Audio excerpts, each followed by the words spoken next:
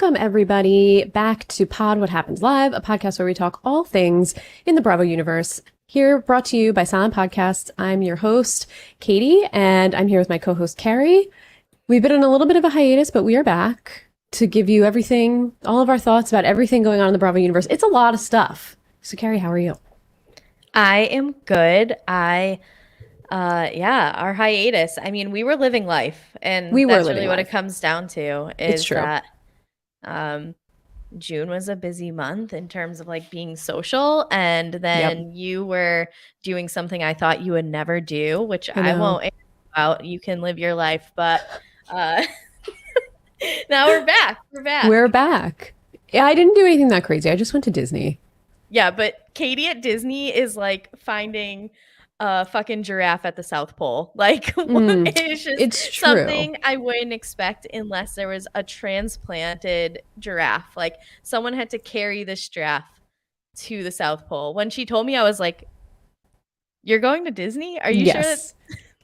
Are you sure? Which just tells me how much you truly know me as a person, which I really appreciate. But I think you forget I'm a big Star Wars fan. I do know that. Yeah. I don't forget that because you host our Star Wars podcast. So I definitely know it. But if anything, I just forget like what's at Disney. I haven't been since 6th grade. And I just feel like what the people who like go to Disney, I won't say in my life, but maybe like in my social media realm post, it's like mouse ears and the castle. Yeah. Which I posted a little bit about Sears. And you called me out. You said I was embracing the culture, which I was. Yeah, I was. You were embracing the culture. I certainly did. But listen, I came away with COVID. So maybe that was my punishment for doing something out of my comfort zone. That I came back with COVID. Your true identity. Exactly. Or it's just like a buy a pass to Disney, get a COVID-free deal in Florida, probably. Yeah.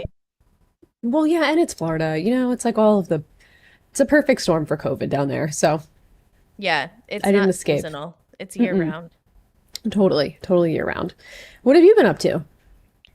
Well, besides writing postcards for, political reasons, I've written 220, I think, over the last like 4 days. Yeah, I hate my life. But honestly, it's been a lot of that, and I'm back in school again, and just day by day different things going on, trying to just watch a lot of reality TV. I'm trying to not leave my house in July, and I haven't been successful because June was so busy for me. I had the Taylor Swift concert. I had friends come in. I feel like you had friends like every weekend. Except for 1 week, which was kind of crazy. And I don't have that many friends. And so for everybody to decide to come in the month of June, I was like, can we spread this out? Because my checking account and my credit card do not like you. But what was nice was like, usually I'm the friend that goes to people. I tend to be the one like, oh yeah, I could definitely come for a weekend, whatever. Like I'll invite myself somewhere. But to have everybody come here, which is great because I didn't need to travel. But then I'm also like doing not necessarily the touristy things, but I mean, I did go on like 2 architecture tours in the month of June. That's fun. They're great. Yeah, you get to sit on a boat and drink, and they show you the buildings down the river. It's pretty cool. But like went to Yuzu, my favorite sushi place, a couple of times. Just like was going out to dinner, showing people like good places to eat, because that's what Chicago is like good at, having great restaurants. And so it's just expensive and tiring because like I am an introvert at the end of the day. Like my energy is depleted by people, not like multiplied by people. So yes, same. I just want it to like hide in my apartment for all of July. I'm doing an okay job. I'm not doing the best job at it. It's hard. August is a new month. Maybe you can hibernate. Maybe that could be your hibernation month. It won't be. Okay. I already know I'm set up for failure. The Dahlia family Cape Cod trip is in. Oh. Yeah, so there's like 10 to 12 of us in a cottage in Cape Cod. And so I'm always the bitch because I'm like, I'm not fucking doing this. Like, I'm not going to the beach. I fucking hate the beach. I'm not. Yeah. They do a thing where I like went off in the group chat last year. They haven't even approached the subject yet this year, but I hadn't gone to the Cape for a long time because I always worked at camp during the summer, and that's when my family went. And so a tradition they started was like pairs of people would cook dinner every night, so it wouldn't be like super expensive, right? And so they text me like, "What night are you going to cook?" And I was like, "Fucking none of them. Yeah. I'm on vacation. Yeah. The last thing I want to do is cook for myself, much less like 12 of you. Yeah. I'd rather play in traffic." So understandable. Half the group chat was like, what do we say? Because it's like, here's Trevor's sister, because it's my brother, does really all the organizing for it, like coming in hot yet again. And then the other half was like, I hear that. Like, I get that. But then I was like, hold on. Lavelle, because Lavelle was going, he's not coming this year. Will you cook? And he was like, oh yeah, I would love to. I'm like, perfect. We've got it under control. Yeah. So I just threw my credit card at the problem like I normally do and kept it moving. So, that's adulthood, is throwing your credit card at the problem. Honestly, the solution to most of my problems. Yeah, totally. But yeah, he's not going this year. So, and neither is my brother's fiance. So I said to my mom jokingly when I was home in May, I'm like, are me and Trevor going to have to team up? And she's like, that's actually everyone's nightmare. Like, the two of you will either like get in a fist fight or burn the house down, maybe both. And maybe I was like, I think that's why we should be paired up for this. Yeah. Like, let's bring some drama. Who knows what's going to happen? Yeah. Summer house, Dahlia style. Yeah. Well, I'm excited to hear about it. When is your trip? Going to Connecticut first for a couple of days. So like August 2nd or 3rd. My parents got a puppy and I finally get to meet it. His name is Toby. My dad sent me a very cute picture of him yesterday. But yeah, so I'm going to go meet the puppy, and then it's Cape Cod for 4 days, Saturday to Tuesday. So that's a lot of days for me. I usually go for like 2. Yeah, that is a lot of days, Saturday to Tuesday. Yeah. Enjoy. I'm excited to get the rundown from the lower level. I don't know if there's a lower level, but I'll just Instagram story the entire thing. Perfect. I'll make a documentary of it. Perfect. So that's that. Well, that's that. Should we jump into the Bravo universe, the Bravo sphere? There's a lot to dig into. Yes. Okay. We're going to start with RHONY. We're going to start with what I think is a high. What do you think? I'm so excited. Okay, great. This episode made me realize, not that I didn't realize, but like just put the icing on the cake of how much I did not enjoy the last few seasons of Real Housewives of New York. Like, to me, this cast alone, this is what I expect out of New York. Like, New York is known as the melting pot. I don't need like 6 rich ass white women who voted for Trump. Yeah, right wing white women from the Upper East Side. Like, we don't need that in 2023. No. One episode, I'm hooked. I'm so excited. I'm here for the reboot. Anyone who's not can politely get the fuck out. Yeah, I mean, speaking of that, I feel like the internet is very divided. Fuck the internet. I know. A lot of people on Reddit are saying like, oh, the bloggers are all being paid, and like the Bravo accounts are being paid to like praise RHONY, and then all of those accounts. Not that we are at that status where anyone ever think we would get paid for anything, because we don't get paid for a goddamn thing. We both liked it. So, I mean, it's just a general, if you don't like it, don't watch it or give it another chance. It's only been a week, but you're right. I think the cast was great. I think having a younger crew is nice. It's a breath of fresh air. The drama was so, like, I love a lighthearted cheese drama for 5 minutes. Give it to me for 5 minutes. I'm good with that. Don't give it to me for a full season like a Lucy apple juicy. And then, then I'll go off the deep end. But for 5 minutes in an episode, and or like you went to Casa Cipriani and you didn't come to catch with us, then I'm good. Blanking out, like bleeping out the restaurant. I loved that. It added a little bit of extra drama where I was like, well, I'm going to have to go on Reddit and see what restaurant they're talking about. Because as a New Yorker, I've never known what was cool and what's not cool. So, yeah, I thought of you because it seems to me that the majority of them have some friendships within the group already. Yes. Maybe not everyone is already friends. Like, maybe I don't think necessarily like Jenna Lyons was hanging out with all these people. Yeah. But I think that for the most part, we actually have some real friendships coming into this, and you can tell right away that they do enjoy being around each other, but also within just like every group of friends, like there's people you like more than others, and there's people that annoy you sometimes, and we're seeing some of that right away. So I liked that. And I mean, also just like seeing what some there maybe, I mean, some of them might be our age. I don't know. I didn't look up anybody's ages, but like closer to our age range and how they're living, like in their houses. And I don't know. I'm just so happy already that this is different. This is a good different. And if anybody, I just don't understand, like, what's your alternative? Fucking Ramona? Like, I know. And I'm like, I don't need legacy. That's where I'm at right now. I have Crappy Lake. I have this. I'm covered with all my New York women needs. I'm good. Like, legacy can just get scrapped for all I care about it. Like, I'm really not that interested in revisiting Kristen Teichman and Ramona. Like, why? I feel fine without it. I think, to your point about them being friends, what I've read a little bit about, and I think it was a little bit publicized, that one of the housewives, Lizzie, left the show. So I think they did do some filming before what we are seeing, which I'm fine with. If this is the first time they're meeting, but they filmed for like 2 weeks, or like just were put in social situations for 2 or 3 weeks beforehand, before we're seeing the finished product, that's good enough for me. Like, it seems like they know each other. It doesn't seem like they're all meeting for the first time. It seems like they formed some kind of relationships. We did hear, what's her name? Bryn? yes. And Sai say they're best friends. So I don't know if they have an existing relationship or not. I need to do a little bit more digging on the ladies, just to feel, see, did they know each other before this? Did they not? But I agree with you. I don't think Jenna Lyons had much of a relationship with many of these women, if any of them.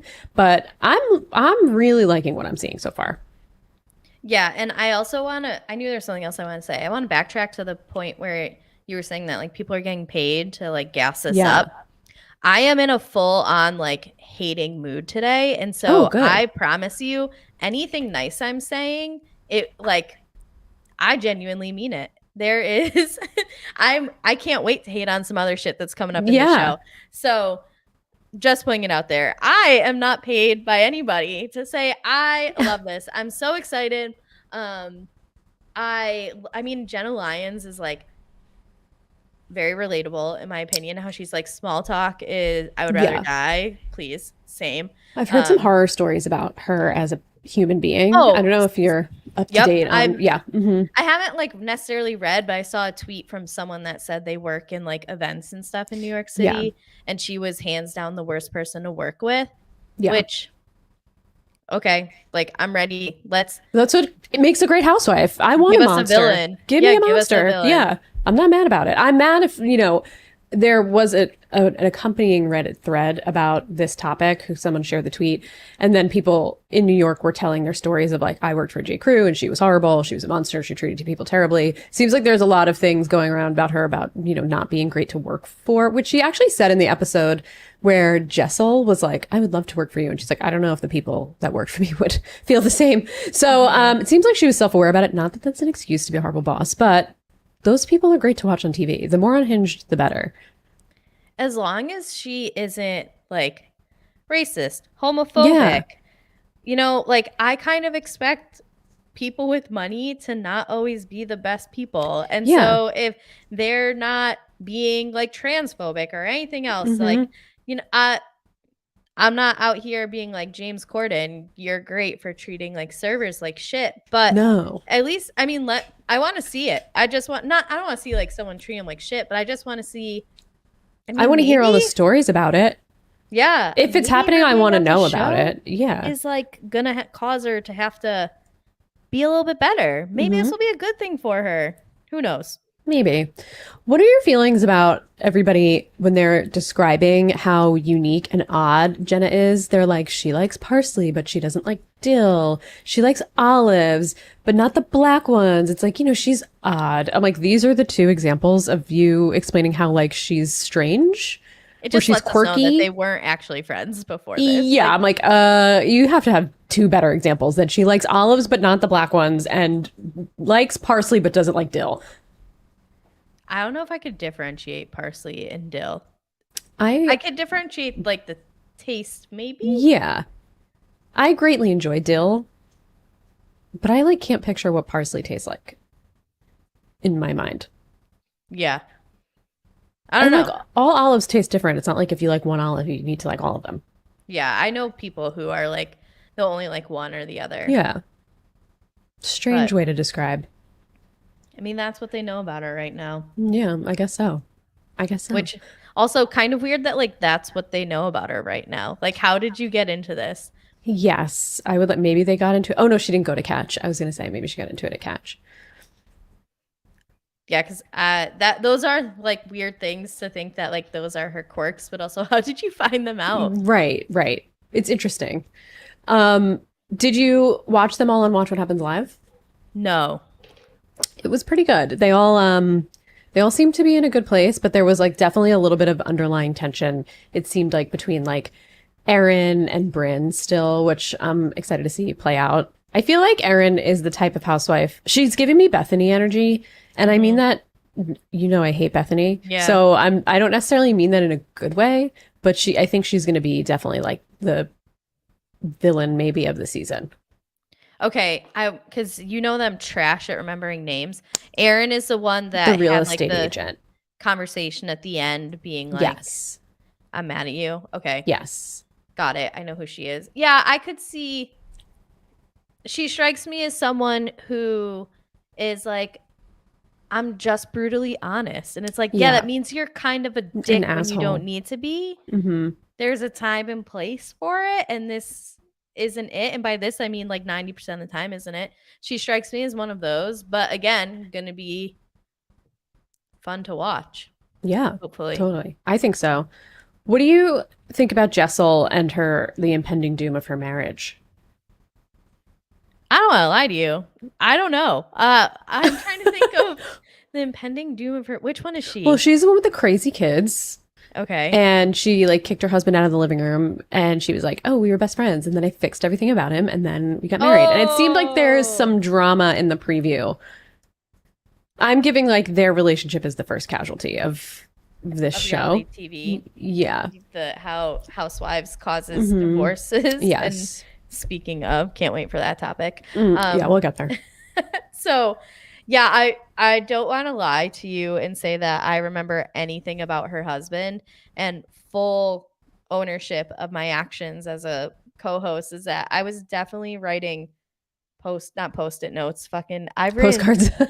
over 200 of these, and I can't even remember the name. I have a box literally next to me right now. These ones are actually kind of cool. Anyway, they're cute. Is that what they look like? Ones. Well, no, there's 50 different animals. So they have it separated by continents. I don't know if you could see the tabs. Oh, cute. So, like, different continents. So I've already done all of the North American and South American and Antarctica ones. I have Europe, Africa, and Asia and Australia left in this box. So yeah, but no, I like those ones. Anyway, yeah, I definitely. Whoa, Nitro's lost his mind. Uh-oh. I hope he's okay. So I definitely was writing postcards during this, and my attention to detail, not phenomenal. It's all good. Well, we don't have to dig too deep in. I'm just excited to see what comes. And I think Bryn, did you hear that Bryn was asked to be on Vanderpump Rules? I read or heard that somewhere because she's friends with Pandora. Mm-hmm. And she made out with Peter. Add her to the list of people who've made out with Peter. Yeah. I'm happy that she's on this show instead. I think she is going to make a bigger impact on this show. And I know we talked about her tagline over text, but it's worth an honorable mention of make me mad, I might date your dad. Okay. So I have to tell you this quick story. I have a group of friends from camp who somehow, some way, it became like a running joke of like, I'm gonna fuck your dad. And so before this? But years ago. Yeah, okay. Literally years ago. Like 2018, 2019. Mm-hmm. And so on a day off, it was this group of friends. We actually went to where I'm from because it's only like 2-ish hours away from our summer camp. And so my mom came out, my brother came out, and we went to this place that had like indoor bocce. And so my brother is stupidly athletic. Like, give him a ball, a racket, a whatever for the first time, and he's going to be one of the best ones there. It's so annoying. He can't read, but like he can play sports. And so he's that type of person. Okay. So anyway, we're playing, and my friend Erica, who is actually from New York City, which is like kind of how this all relates.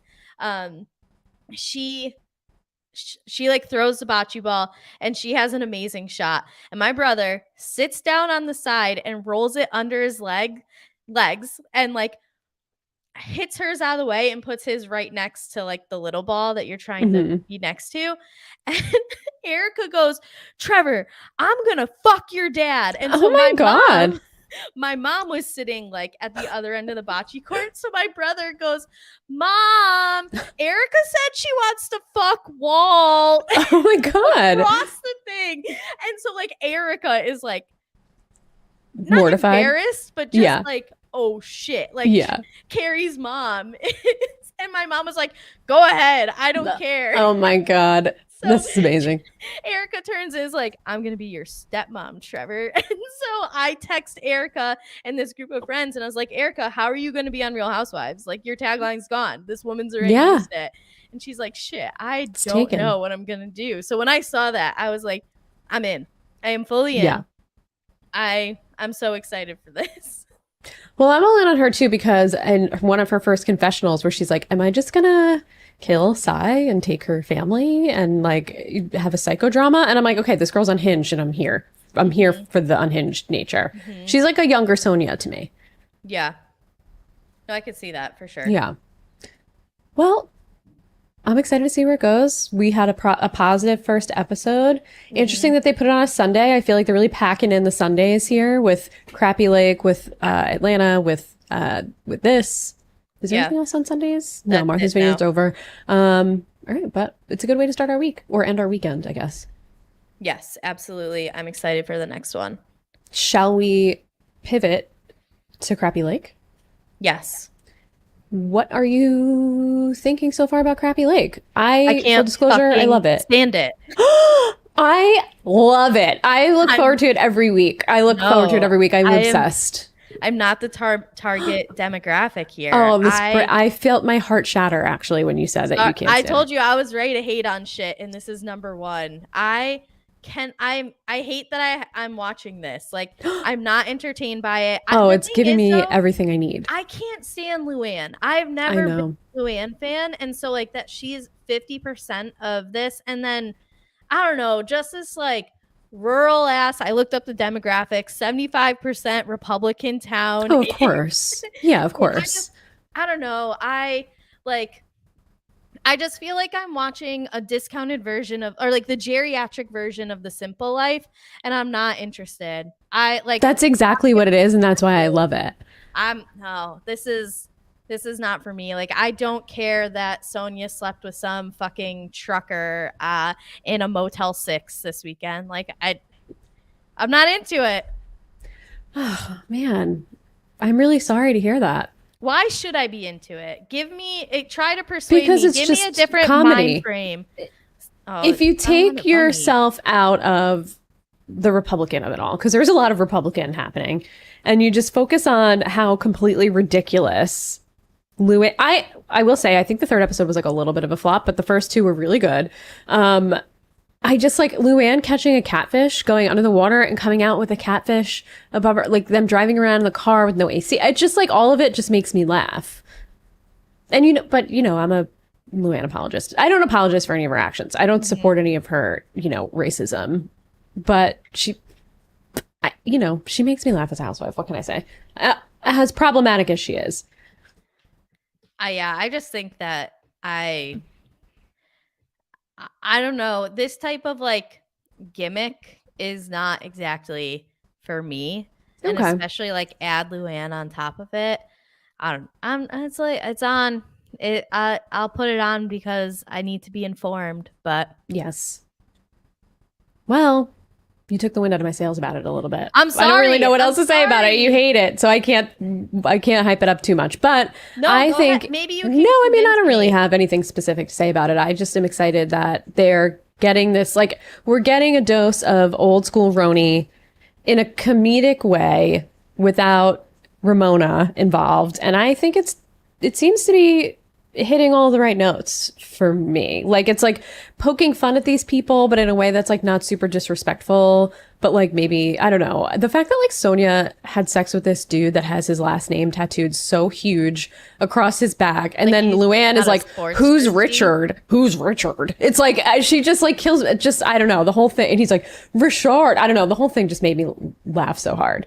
And then her pulling that guy with the goat's tail around the bar. Like, I don't know. That didn't strike you funny at all? Anything that happened in that bar wasn't funny to you? No. Wow. I just think, I don't know. Maybe I think part of it is like I never need to see Luann again. And then like Sonia's fine. Like I also feel like Sonia could like live there. You know what I mean? Like Sonia doesn't seem like that out of place. Yeah, she makes me feel a little uncomfortable sometimes, Sonia. Because there are often times where I'm like, is she actually okay? I don't know. I don't know the answer always. Yeah. I think I know I am in the minority on this. Everyone I've talked to about it has been like, what do you mean you don't like it? And it just I just think it's probably a me issue. Like I'm there. Luann, I can't stand Luann. I cannot stand her. It's okay. I know. One of my least favorite housewives. I think she's been such like, and I know that this is like her thing is like being this unnecessarily pretentious. Yes. What's her fucking thing? She's not a duchess. Countess. She Countess. Thank you. Her title. But it's just like, to me, that's just so long gone. And I feel like the arrogance and like the personality that comes with it just is so like on half these fucking people. I don't know. So I feel about Luann that we've seen from the start of her tenure as a housewife, writing books on etiquette and writing Chic C'est La Vie and Money Can't Buy You Class, to her ending up going to jail for assaulting a police officer and going in and out of rehab and having all of these very public meltdowns and public relationship failures. I just think falling into a bush, it's like we've seen her come almost, I don't want to say full circle because that would be like mean she's back at Countess, but we've seen her do a 180 and now she's like in this random ass crappy lake town, which I forget the name of where it is in Illinois. Benton, Illinois, pulling a catfish out by its mouth of the water and like interfacing with these like, they're all white trash, quite frankly, if you ask me and Viva Drescher. I just, it feeds my soul. It's like, it's food for my soul of just, I'm like, and the fact that they're like getting along with these people, it just makes me laugh that they can like rub shoulders with these, whatever we want to, no offense to, I guess offense to white trash, whatever. Who cares? I think that Luann is like one marriage like away from, or not like away from being there, but if she hadn't married into being a countess, like, oh yeah, of course, she's Luann just a random person from Connecticut, De Lesseps, whatever, back like tattooed on her back, that. Yeah, maybe. This guy, it was Richard, it was French. That classes it up a little bit. I cannot believe that Sonia had sex with that guy though. Like, Sonia, what? Oh, I don't know. I can, but it's not for like any particular reason besides the fact that I think she just is like not all there. I think more Sonia than anything also came into it like ready to be batshit. Oh yeah, definitely. Like if we do well on this, maybe they'll put us back on a show that matters. Yeah, I don't know. I think their ship has sailed a little bit given the premiere of RHONY. It could have gone either way, I think. And I think because, everybody was going into this new season of RHONY with this new cast of like, not interested, don't care about these girls, they're overhyping it, who cares? And then the first episode came out and everyone's like, oh, like Ramona who? We've been saying Ramona who for a long time, but I'll never understand the people that take that perspective to it anyway, because then like, why aren't you watching the same like 5 shows you watched as a child? Like, how do you like get into new shows? You know what I mean? Like, what is different from RHONY the new one be like, if it had just been a different city, like Mhm. what is the difference? You know what I mean? It's like, it's a brand new cast.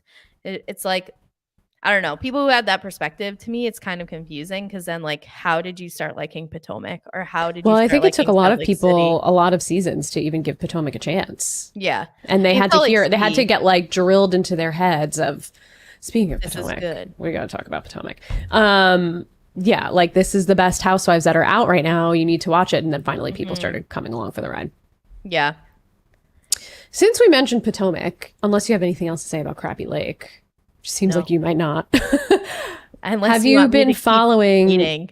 No, I don't. I truly don't. Have you been following what's been going on filming wise with Potomac Oh, yeah. and the all-out physical brawl that took place between Sesame Street, as Candace so lovingly called That's who it Ashley's was? friend, yes, and then Wendy's friend, who has not been on the show yet.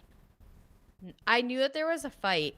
Yes. And I saw that Sonia tweeted about Ashley Darby, like, in the middle of it. It took place at Ashley Darby's fashion line party or something like that.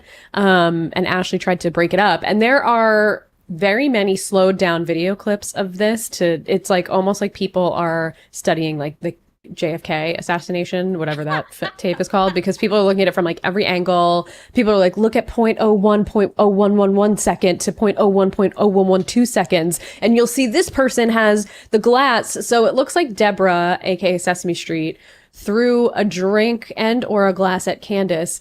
Candace picked up, who was dancing, minding her own business, not involved, picked up a champagne bottle and was like kind of like throwing it around like she was gonna hit her, but then some other girl came in who we've never met before and then like started fighting Deborah, and then Candace just like very casually put the bottle down on the table and like didn't, it was just all very like dramatic from the in the back of her head. She like picked it up and then she was just like and put it down. Look at what's happened to Monique after through the last this was 3 like years. Monique on steroids. Like this was a big truly. True brawl. People were on the ground. Someone went to the hospital. It was like a whole big thing. So unfortunately, the story though is that Bravo's cameras were down for the night. So they didn't get it. They're going to have to use the cell phone footage. Yeah, this has been all over the internet. You can't not include that. Yeah. And this girl, Deborah, is like really out there on social media, Sesame Street, saying like, oh, I won the fight. And then she's like, thank you so much to my fans. I'm like, ma'am, please. Who do you think, whomst do you think you are at this very moment? But I didn't see Giselle. I didn't see Robin in the video. I don't know if Karen was there, but Wendy was there. Ashley was there. Candace was there, of course. Mm-hmm. Jacqueline's friend. No, what's her name? Who's the one? Mia's friend, Jacqueline. I was like, her name is Jacqueline. Mia's friend, Jacqueline, was there. So who knows? I mean, I don't know what we're going to see and what we're not going to see and how they're going to spin it, but a lot going on in the world of Potomac. This is one of the things that they have to take the Scandival approach on. You can't treat us like we don't know about it. Yes. You have to treat us like we know that there is going to be a knockout brawl at the end of the season, because didn't they just like finish taping like somewhat recently? I think I saw a picture. I don't know. Saying it was this week. Oh, maybe. Then maybe, because I think they were filming the day of this party. Maybe it was a finale. I have no idea. But then this fight broke out after filming, after cameras were down. Oh, I bet you it was probably one of the last things then. Probably. If it was like Ashley's fashion release or whatever. I guess. Yeah, I don't know. Yeah, because I think I saw on, there's too many timelines now, Threads or Twitter or whatever, that Karen Huger posted on Instagram. So I'm not even following Karen on Instagram, but on the real Instagram or the Threads Instagram? On the real Instagram. Okay. So on a timeline, I can't remember which timeline. One of the 800 timelines we're all on right now. Correct. Which I'm still needing a Spill and or Blue Sky invite. So if anybody's listening. Oh, I just got a Blue Sky invite yesterday. I gave it away, but you will get my next one. Okay, cool. You heard it here first. It's on recording.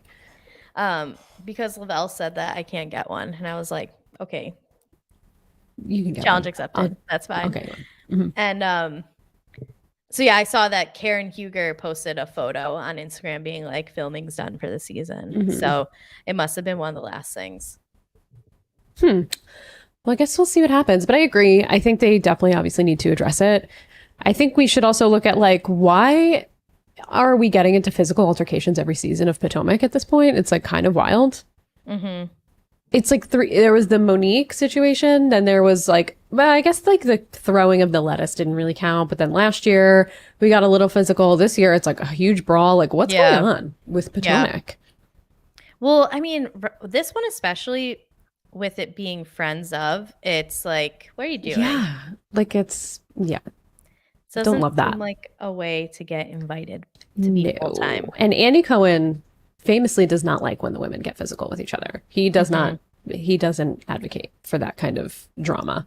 So Deborah and whoever else this friend of was, I don't know what your future is going to look like with the housewives, but it's probably not going to be great.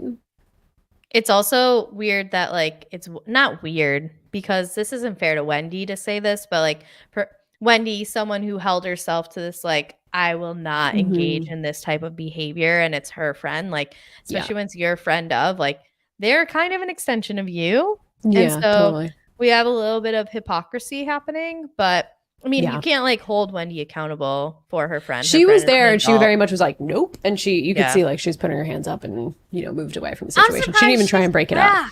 Like, Wendy, politely, you are too good for this show. You are too good for this show. Yeah. Especially the way that you get treated. I know. I did not like the way that Wendy was treated last season. So, yeah, that was a little rough. I'm surprised Mia's back, to be honest. Well, we can get more into it when Potomac is back. But just wanted to make sure we touched on that little piece of current events in Housewives world before we move on. I'm giving you the choice. OC or Atlanta? Where are we going? East Coast or West Coast? Are we sticking with the East Coast and then pivoting to the West? Or are we going to just do a couple of cross-country trips here? Let's do Atlanta. Let's get Atlanta out of the way. Yeah. Okay. I caught up. I like mainlined 5 episodes of Atlanta because I have not been keeping up. And I have to say, I love Marlo. I love Sheree. I cannot stand anybody else on the show at this point. Oh, see, I'm kind of over Sheree, and Marlo's fine. I feel like she hasn't been much of a presence the last couple episodes, to be honest.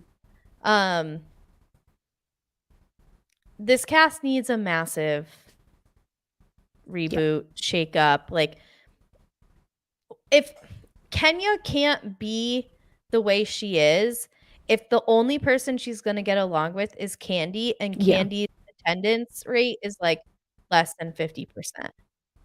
Yeah. Kenya, to me, is putting on too much of a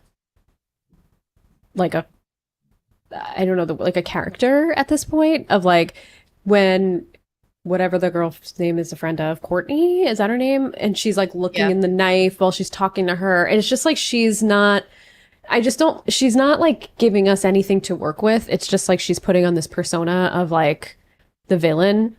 And I don't love it at this point. And I like Kenya a lot, but I think Marlo, granted, whether or not you believe in her like life coach stuff, but we're like seeing different sides of her. And I think she's right. When Sheree had her healing dinner, she was like, everybody else was allowed to talk at this table except for me. Everybody's talking over me, and they're talking about these men that I brought around, and that I've never brought a man around in 10 years. And they're all calling me a whore. And they are all saying that about her. And I even just like, I was just watching the most recent episode, and then it immediately went into the after show, which I've never watched, but I kept it on. And they were all talking about what a whore Marlo is. And I was like, this is like, honestly, it's kind of gross behavior to me that they're talking about her that way. Like, I don't know. It's a double standard, I think, the way that she's getting treated. And I don't really love Sonia. She's not my favorite, but at least like, she can interface with both sides of the group, whereas like and Sheree, but like the other ones are just not engaging. Yeah. Drew, Candy, and Kenya, that's not my team. Yeah, I don't know, like no one's my team really this season.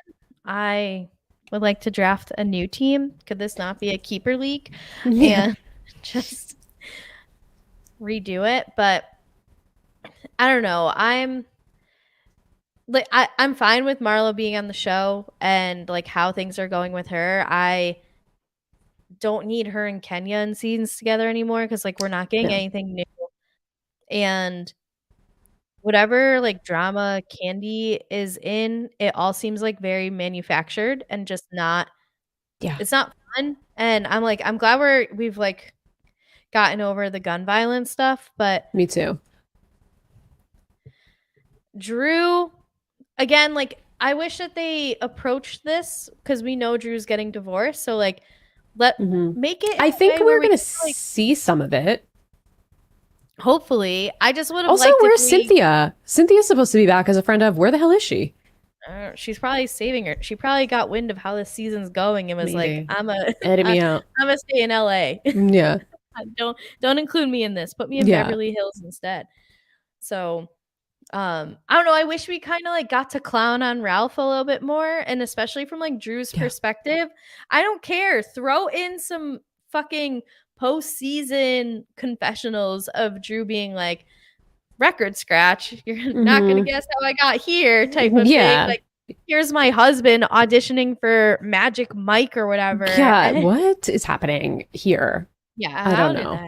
That's crazy in itself. But also, I have to say, if Candy and Todd, or Todd, whatever, are putting a movie together and you're casting Drew as the lead, like, let's be serious, please. Are you serious or are you not serious? Because you're coming across very unserious to me. If this is the movie that you're dedicating your entire life to, you're casting Drew as the lead in the movie and not even doing a real casting process. Like, didn't you guys do this already with Portia in like your musical or something? Like, don't you want to be taken seriously? Because this is a joke to me right now.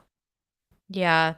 You need to draw a hard line in the sand between like supporting your friends and bringing yourself to the next step, like elevating yourself. And I don't think Drew is the person to do that for you.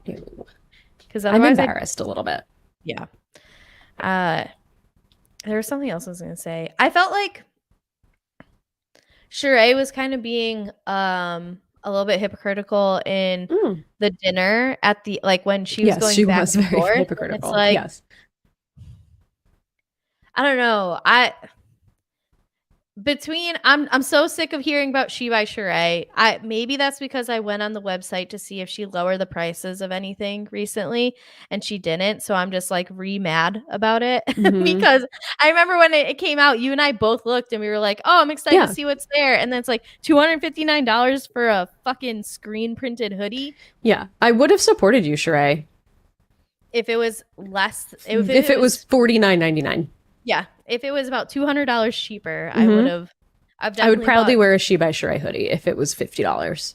Yeah, and there's no way that hoodie is worth $250. It better come with a bar of gold in the fucking pocket because I'm tempted to buy something just to see how long it takes to get here, but there's nothing that's like worth buying for the price that it is. No, it's weird because it feels like it's. I'm looking at the website right now. It's designed for a younger generation than her. Yes. Yes. Even like a younger generation than us. Yeah. A coffee cup is $25. No. Her Who's Gonna Check Me Boo t-shirt. And that's the Guess other how thing. much. Guess how much it is. For a t-shirt. $82 for a t-shirt of a design that probably isn't hers. She probably took it from someone on Etsy and popped it on a t-shirt. And it's $82. She by Sheree duffel bag, $125. The annoying part of that to me is like the who's gonna check me boo part. That's merch. That's not a fashion that's Sheree line. merch. Exactly. That's merch. And you want. Who likes her $82 enough to spend that on a t-shirt? I've ridden for Sheree for a long ass time, and I'm not spending $82 on a t-shirt for her. I mean, her mugs are $18, which I guess is like fine for a mug. But the notebooks, a spiral notebook is $30. Why? Why do I need a $30 spiral notebook? What's happening? How many pages do I get out of this notebook? Not $30 worth. I used to get mad when like the 5-star ones were like $7. Right, I know. Yeah, it's not great. Joggers, $182. I know the joke is like this has been going on for however long, but now that we are on like a different iteration of the joke with that she took the merch back after, or the clothes, some merch, some clothes back after the reunion or whatever. I'm so sick of hearing about this stupid clothing line and the fact that it's her tagline, and like give up on it. And everybody stop talking about it. This is like Voldemort. We're not going to say this name anymore. Yeah. The crazy thing is it's been happening since what, like season 2? Ever. Yeah, it's been forever that we've had She by Stray, a fashion show with no fashion. So how dreadful. Yes. Yeah. Well, I don't know. I'm still here for her. She makes me laugh. I like the hypocrisy of her because that to me like makes a good housewife. It's like you want everybody to work out their issues, but then you are being like the main hypocrite of everybody and like just fighting instead of trying to work through it and listen to Drew. Like that is funny to me. I loved that she brought all the season 1 people to dinner and that we got to see, except for one very important, Nene Leakes. And there was an empty seat at the table. And I don't know if that was symbolism on purpose or it just happened accidentally that there was an empty seat at that table with Kim and Lisa, and I had her name yesterday. I had her name yesterday. It was in my head. Fuck. I'm sorry. Let me look her up because no, she was good. It starts with a D. I just don't remember. I'm sorry. Oh my god, she's Deshawn. Have to give Deshawn her dues for being a season 1 OG and coming back. She looked great. But yeah, I missed Nene. Either bring Nene back, settle whatever needs to be settled, which is never going to happen, or do a reboot. Yeah, you can't keep any of them. It either has to be bring in a big enough. Nene's never coming back, let's be honest. So Nene said that she would come back for the fans recently. Okay. Yeah, and by fans she means fucking pay me. Like there's no way that woman is not gonna. I don't know. I don't think she comes back, but I'll tell you what I don't want. Kim Zolciak anywhere near my television. No. Especially with all whatever this like drama. Divorce, not divorce. I don't want anything to do with it. I don't want to touch. I'm not keeping up with it. I know they filed for divorce. It was a mess. Now they're not getting divorced. Now there's like a police report or a video. I don't even know what's going on, but it's just like, ugh. There are children involved. Please. Yeah. Keep it moving.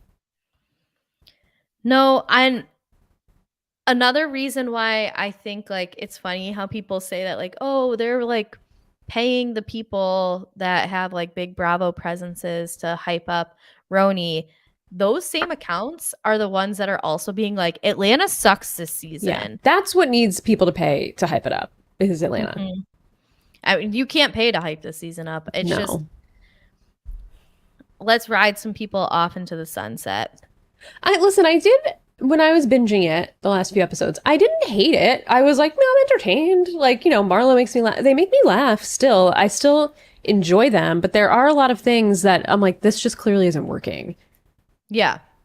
No, I think it's your like age old. They need to be friends. A lot of them just like aren't friends anymore. Yeah. Or I do think the criticism of like Drew and Kenya and Candy having like this alliance or like them acting as Candy's mouthpiece, it is a little obvious that that's what's going on. And I don't like it. And I don't like the side of Candy that we're seeing this season. I think it's a little unbecoming of Candy to be so petty and so mean.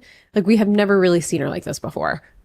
No, this isn't her best season. I think from the beginning, like there were things that were intentional about bringing Candy into a negative atmosphere. Yes. And then I think a lot of other times, or like not other times, but like in past seasons, she's usually like the reasonable, logical one that is like, we'll talk to people about it. But I just think that I think she's being pulled in too many directions. Like, I think it would not hurt her to take a couple. Honestly, like Candy might benefit from some seasons off, and we're like, you know what? Maybe let's throw Candy back in season 18 and like, have her, you know, like It worked for Sheree. maybe Yeah. maybe we just need a break from like Candy and Kenya. I don't know if I'm going to believe myself that I'm saying this, but like if you get rid of those two and bring back Portia. I am torn on my feelings on Portia as a housewife. I did not enjoy her on Ultimate Girls Trip, but I'm watching Stars on Mars. Me too. And I'm loving her on Stars on Mars, Right, but I am not exactly. enjoying her. I did not enjoy her on season 3 of Ultimate Girls Trip. No, but I think, I don't know, it could be with, if you get rid of Kenya and Candy. Oh, did she have something negative with Drew? I can't remember. Yeah, maybe really you need don't to get rid of remember. Drew too. But why have we not gotten rid of Drew seasons ago? I am in a place where I would not hate bringing Portia back if we get rid of some of the other long-standing cast members of Atlanta, because I too am watching Stars on Mars. That season. Bring back Nene. Bring back Portia. Bring back Phaedra. If we're gonna do it, let's fucking do it. Just bring them all back, and then just get rid of Drew. Keep Marlo. I don't keep think Sheree in the mix. Film with Portia. Then bye, Candy. Yeah. That's when we were at our golden age. I mean, Phaedra really ruined it for all of us, but I think that was the peak. Bring them all back. I think Candy would do it if it came down to the money. I read something that Candy gets paid $2 million a season. That wouldn't surprise me. That is unbelievable. Because she's not doing $2 million worth of work on this show. I will tell you that right now. No. I don't know. That's my proposition for Bravo. At least Nene and Portia, they get along. They still see each other out in public. They post pictures together sometimes. Like, there's a relationship there. I would love to see it. Let's shake it up a little bit. Let's get Candy and Kenya feeling uncomfortable. They're a little too high and mighty right now for me, I think. Yeah, I don't even know. Like, Candy's been my favorite for a long time. 2023 has not been the year for my favorites, is really what it comes down you've had a rough year. Yeah. And I don't like to be a bandwagon jumper. Like, I ride with my teams through thick and thin. Mm-hmm. For example, I'm a Cowboys fan. So, yeah.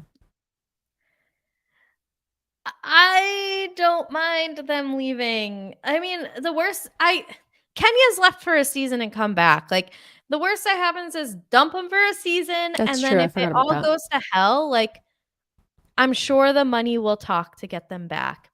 I just really, really think it would be difficult. Nene made them like take her out of an episode this season. I just can't imagine. I don't know if Nene made them do that or if they did that.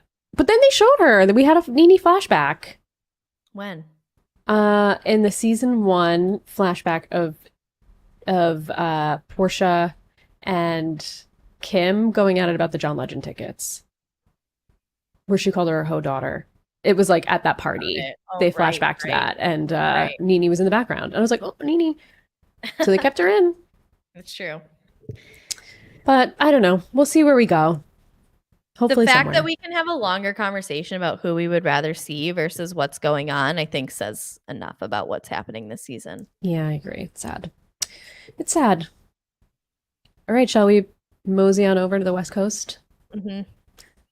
Let's talk OC. Speaking of returning housewives. Mm-hmm. What are your feelings? I think we spoke after the first episode or first and second episode, but we haven't spoken since we've been underway. How are you feeling so far about this season? I'm liking it. Me too. Loving it, actually. Yeah, I think it's they found a good new person. Yes. I think Jen is holding her own while having to navigate it seems like some pre-planted landmines. Yeah. I don't know if you saw, but like Tamara said that like she hasn't really talked to her in 2 years prior to Jen coming on the show, but then it's being kind of portrayed like they're best friends and clearly aren't. I don't know. I think when like my least favorite is Heather Dubrow, that we're doing okay. You know what I mean? Yeah, I mean, my least favorite's always Heather Dubrow on OC, but yes. You even over Gina? Yes. Wow. Yes. That says something because you don't like Gina. No, I do not. But I will say, I'm not hating. I think I've come around to Gina, or like they've just worn me down of like however many seasons we've been forced to have Gina and Emily shoved down our throats. Like, I'm finally submitting. Fine. They're on the show. I get it. They're not going anywhere. Maybe they will next season, but at least like Gina's giving me good housewife drama right now because she's making things that aren't about her. And that's like, you need to just like stir it up a little bit. And I'm enjoying what she's, because it's kind of unhinged what she's giving us right now. So I'm like, okay, I'll take it. I'll take it. You're delivering something. A side note on Gina is that, and I think if you go back and listen to all the podcasts that we've done, I'm not one to like comment on how someone looks for the most part. Just yeah, you're not. Who am I to comment on how someone looks when, as I was telling Katie, my hair looks like a fucking Dairy Queen ice cream, one of those dip cones on the top of my head right now. Like, I have no right to say shit. However, I'm gonna say something right now. She looks like, how can I explain this? The confessional look with like the excessive eye makeup. Oh. And I feel like she doesn't blink. And I just am she doesn't blink. Concerned that she's like one of those dolls that you like twist in the back enough and she just like kind of operates until the twisting like untwists. She just has some like scary horror movie doll look to her in these confessionals right now, and I'm not really in combination with like the startled eye look the entire time is a lot for me. That's fair. On the other hand, for me, I think she finally is giving me housewife in her look, where before I was just like, I feel like I'm watching someone I know from Long Island on the show that shouldn't be on this show. Like, they should be on, Princesses of Long Island, rest in peace.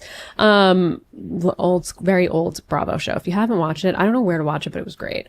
Peacock. They seem to have everything. I know, maybe it is on Peacock. It was of the days of Gallery Girls, which was also a really great one season wonder on Bravo. But yeah, I don't know. I don't hate the orange confessional look. See, I don't even pay attention enough to the looks to know. Like, I think that's the one you're referring to, where she's like, I'm so caught up on like the neck up right now. Well, she has like extreme orange eye makeup on as well. Maybe.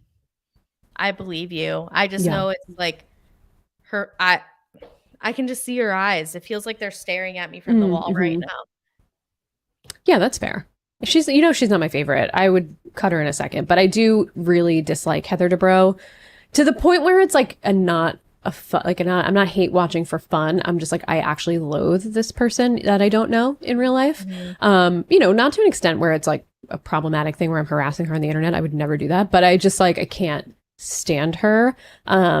I just find her to be so not self-aware.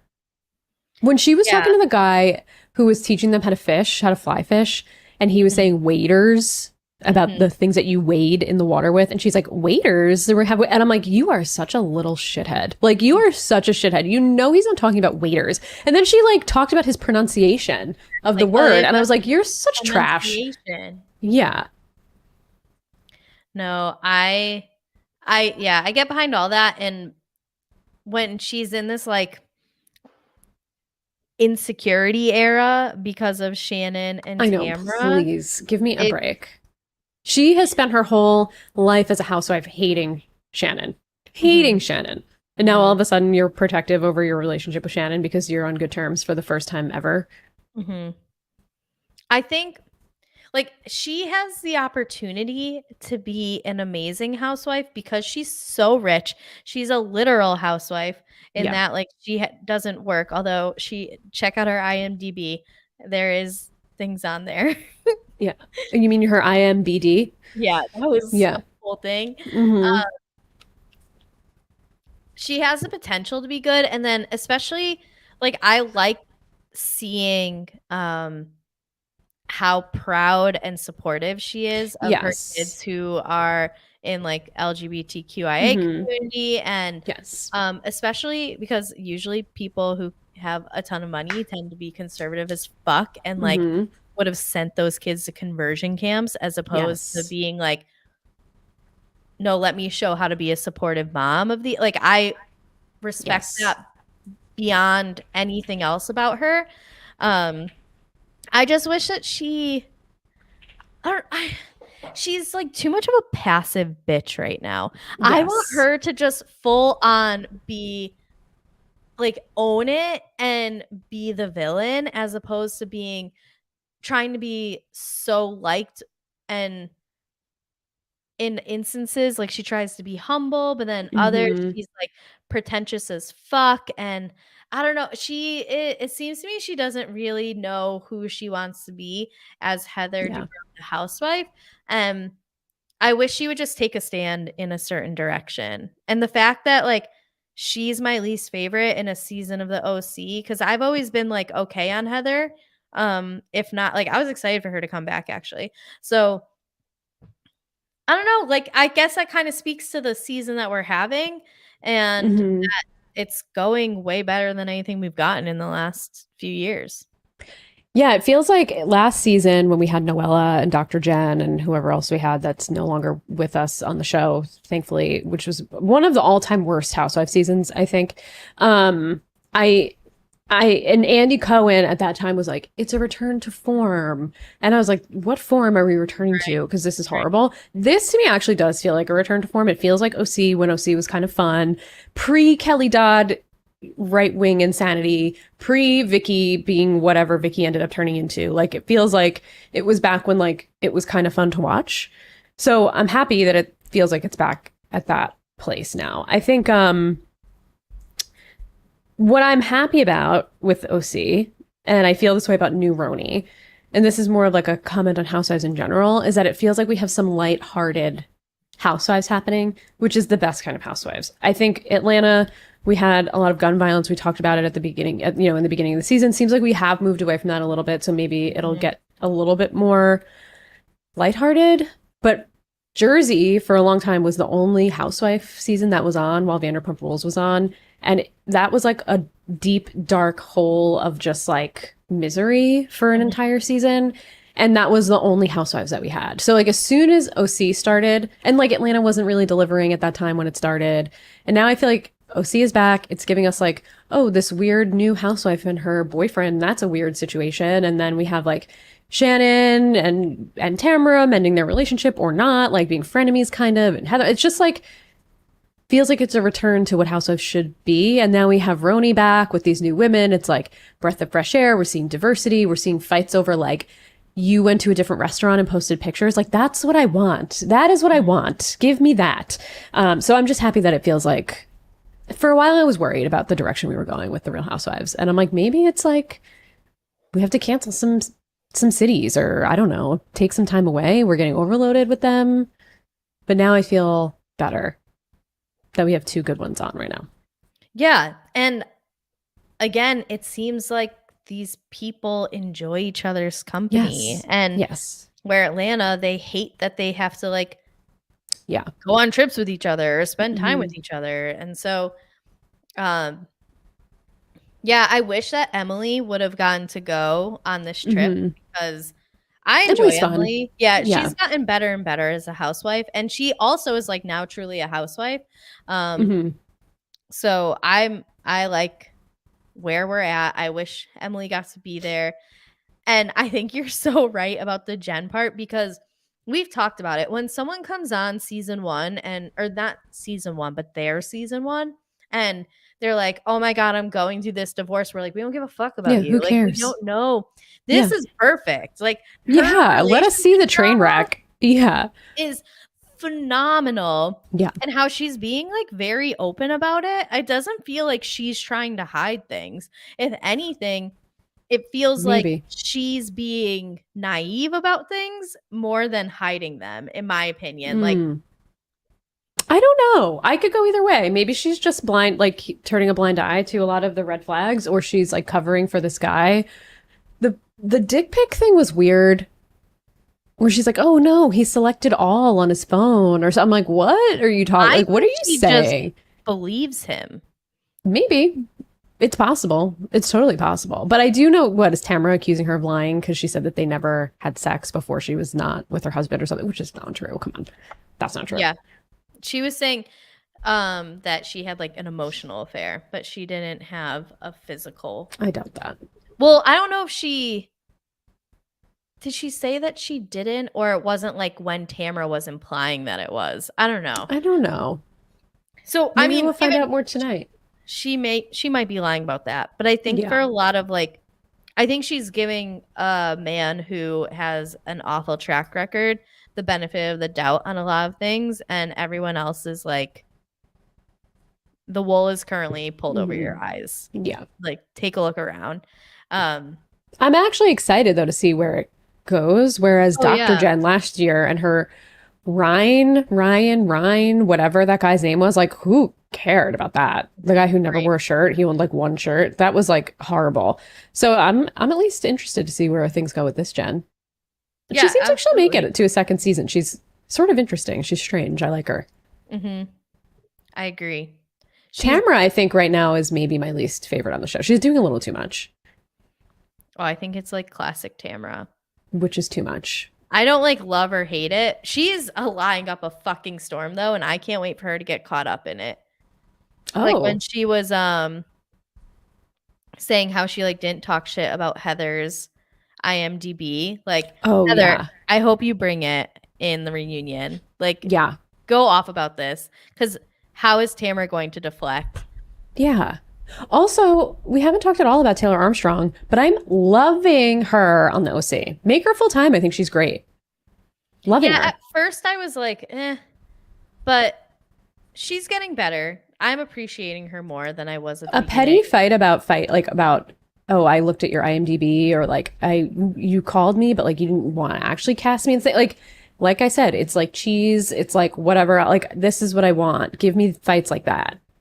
I loved how Emily was like, you're telling me 2 people pulled up an IMDb and didn't talk shit about it? Come on. I know. Come on. Yeah. Like, I love that. Emily just laying down the common sense from a time zone bid. They absolutely, especially Tamara, there's no way only one person was talking shit about it, and especially when the other person at the table is Tamara. Absolutely. I think it also helps that it seems like they're all aware of what Tamara can do. They're not, no one is, I feel like in a lot of Tamara's seasons, either the new person or just like a different person, the cast was like dying to be her best friend, like trying to find that place with her and Vicky, or if like her and Vicky like weren't getting along, then like trying to replace Vicky. And it doesn't, I mean, I know like Shannon's repairing her friendship, but Shannon is also very aware of like who Tamara is and what she does. And it seems like everybody is aware. And I think that like is a nice extra layer to have with having Tamara back, that she isn't able to get away with as much shit without being called out on it, or people being like, come on, Tamara. Yeah, come on. Like, we don't know you, Tamara. Yeah. I like that too. And I feel like last season, speaking of Shannon a little bit, like, was such a pile on Shannon season for no reason. Like, her only friend was Noella, who was like, who's Noella?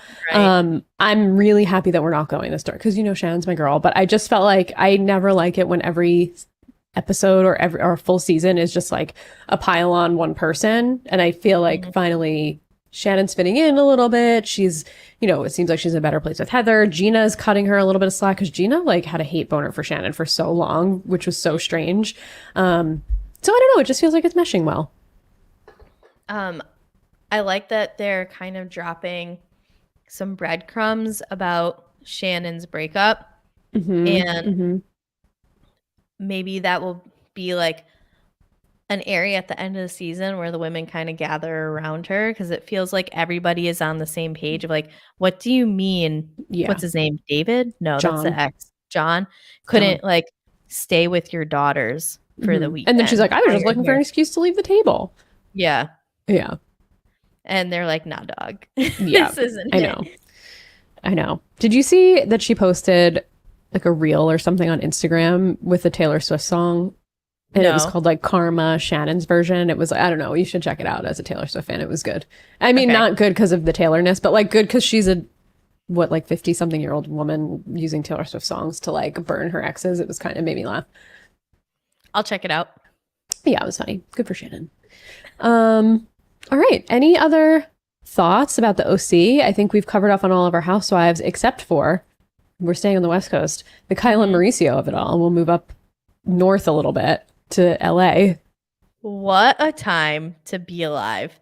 This, I mean, the fact that we've waited until an hour and 10 minutes to get into this, that consumed like 24 hours. We can't front load it too much, you know? Yeah.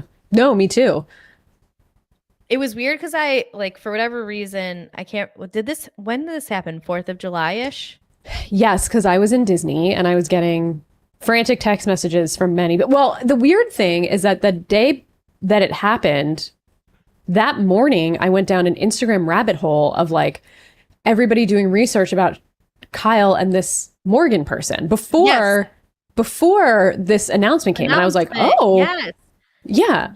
Because, so the week of 4th of July, we had a ton of thunderstorms here. And then like not our neighborhood necessarily, but just like Chicago in general, for whatever reason, 4th of July fireworks are actually like from July 1st to like July 7th. Like here too. How do you not run out? Like, I don't know. It's also, truly a nightmare. Are fireworks legal there?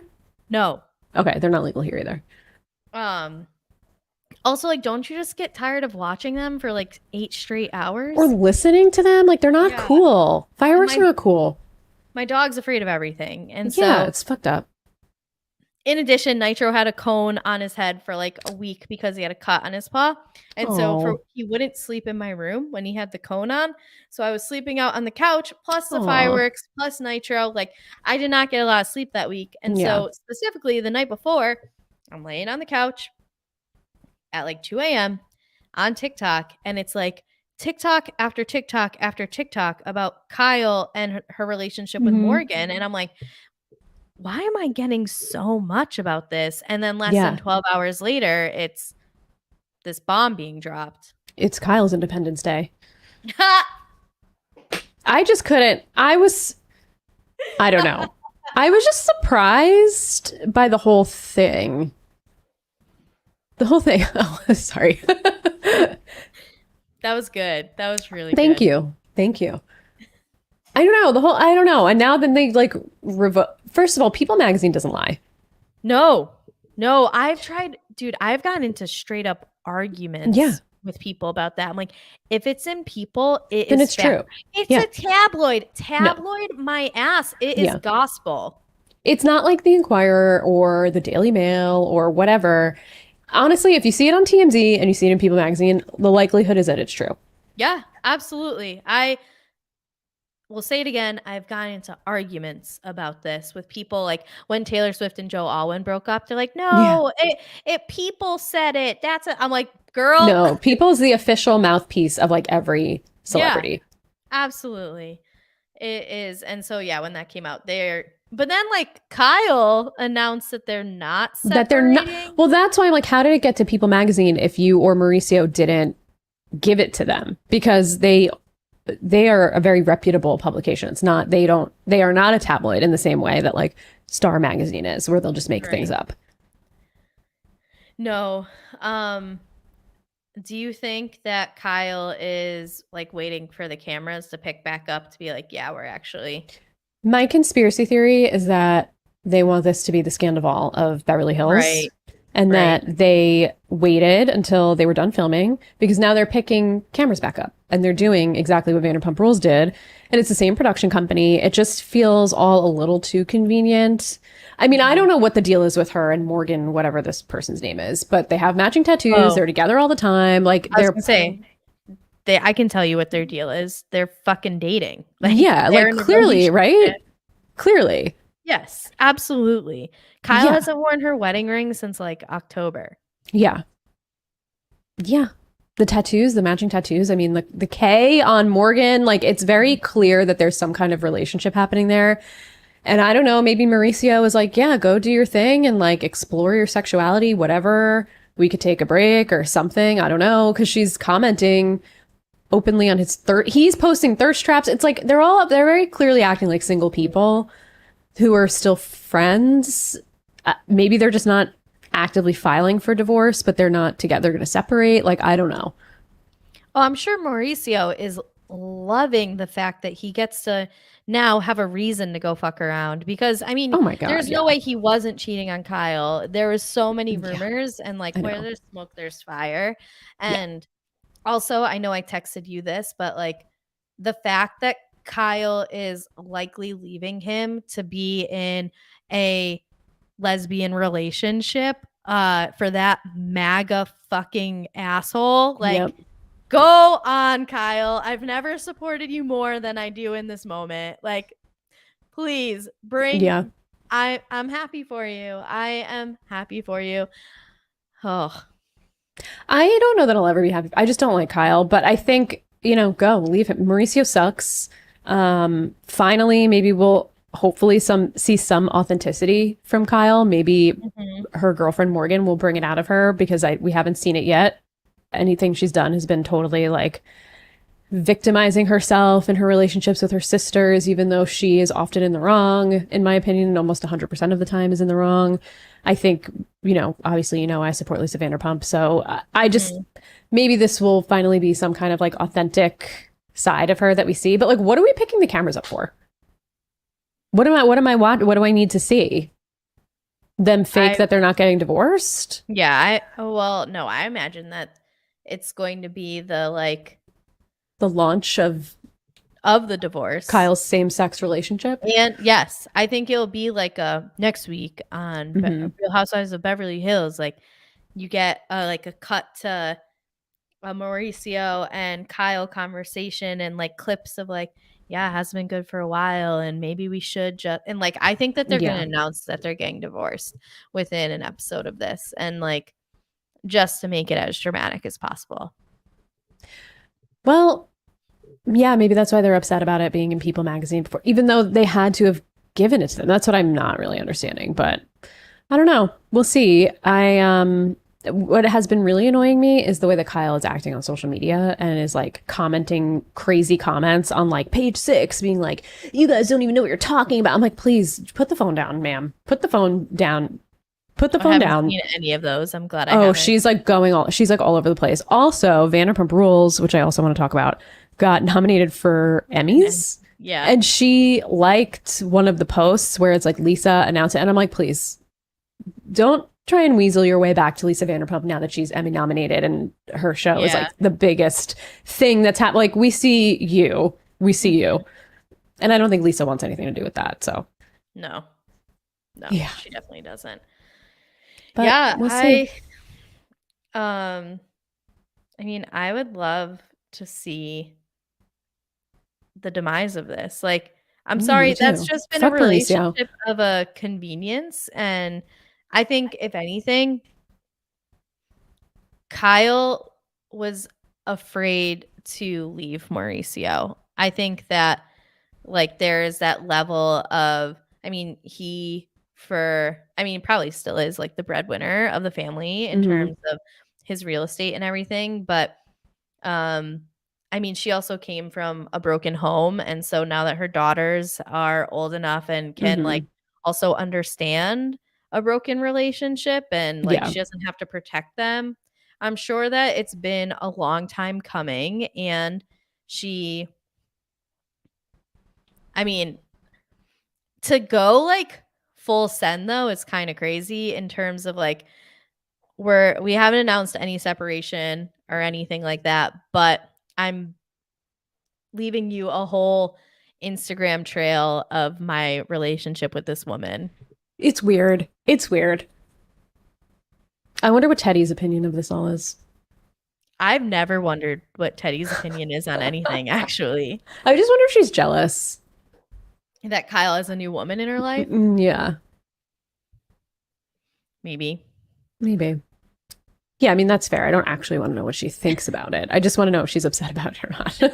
I don't need to hear her talk about it. Reply with an emoji. That's it. Yeah, Just that's all I need. Thumbs up or thumbs down it. That's it. That's all I need. No more than that.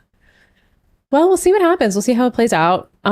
She also, it seems to have made up with Kathy and Kim. I don't know if she was on the outs with Kim, but it seems like her and Kathy are on better terms now. But Kathy's not on the show next season. Yeah. So I'm okay with that. Yeah. I'm whatever about it.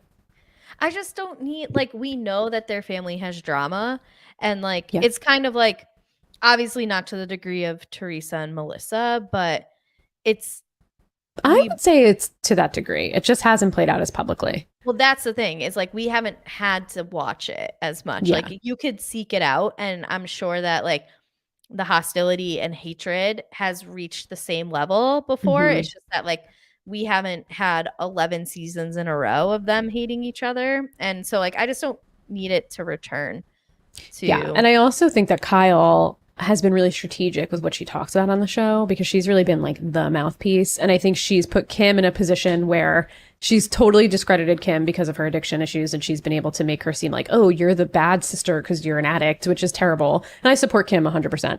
But I think, there was also those issues with Rick Hilton and Mauricio and their business that didn't really get talked about on the show because Kathy and Rick weren't on the show at the time. Whereas like Joe and Melissa are using the show to take down Teresa, basically.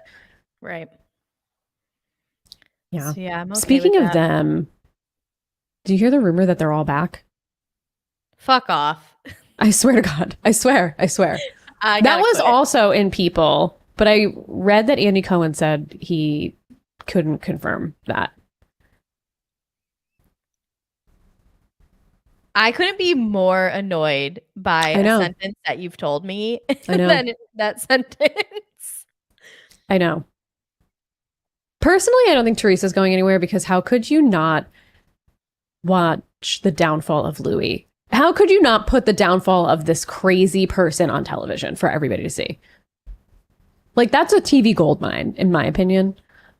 It is. I think like the flip side of that is, if I'm Teresa, do I need this paycheck bad enough that and is she even aware that like the thing that will exponentially increase the downfall of her marriage is continuing to be on this show? No, I don't think so. I don't think she has that self-awareness. God, I hope that they're not all back. That is, you couldn't have told me worse news. I'm sorry. I mean, you could, but in the grand scheme of Bravo, you couldn't have told me worse news. Yeah, I know. I'm sorry. I was very upset to hear it as well. And I'm a tree hugger, but like something's got to give here. And Margaret, like, oh God, we have to deal with another season of Margaret too. Ugh, I can't. Anyway, let's pivot.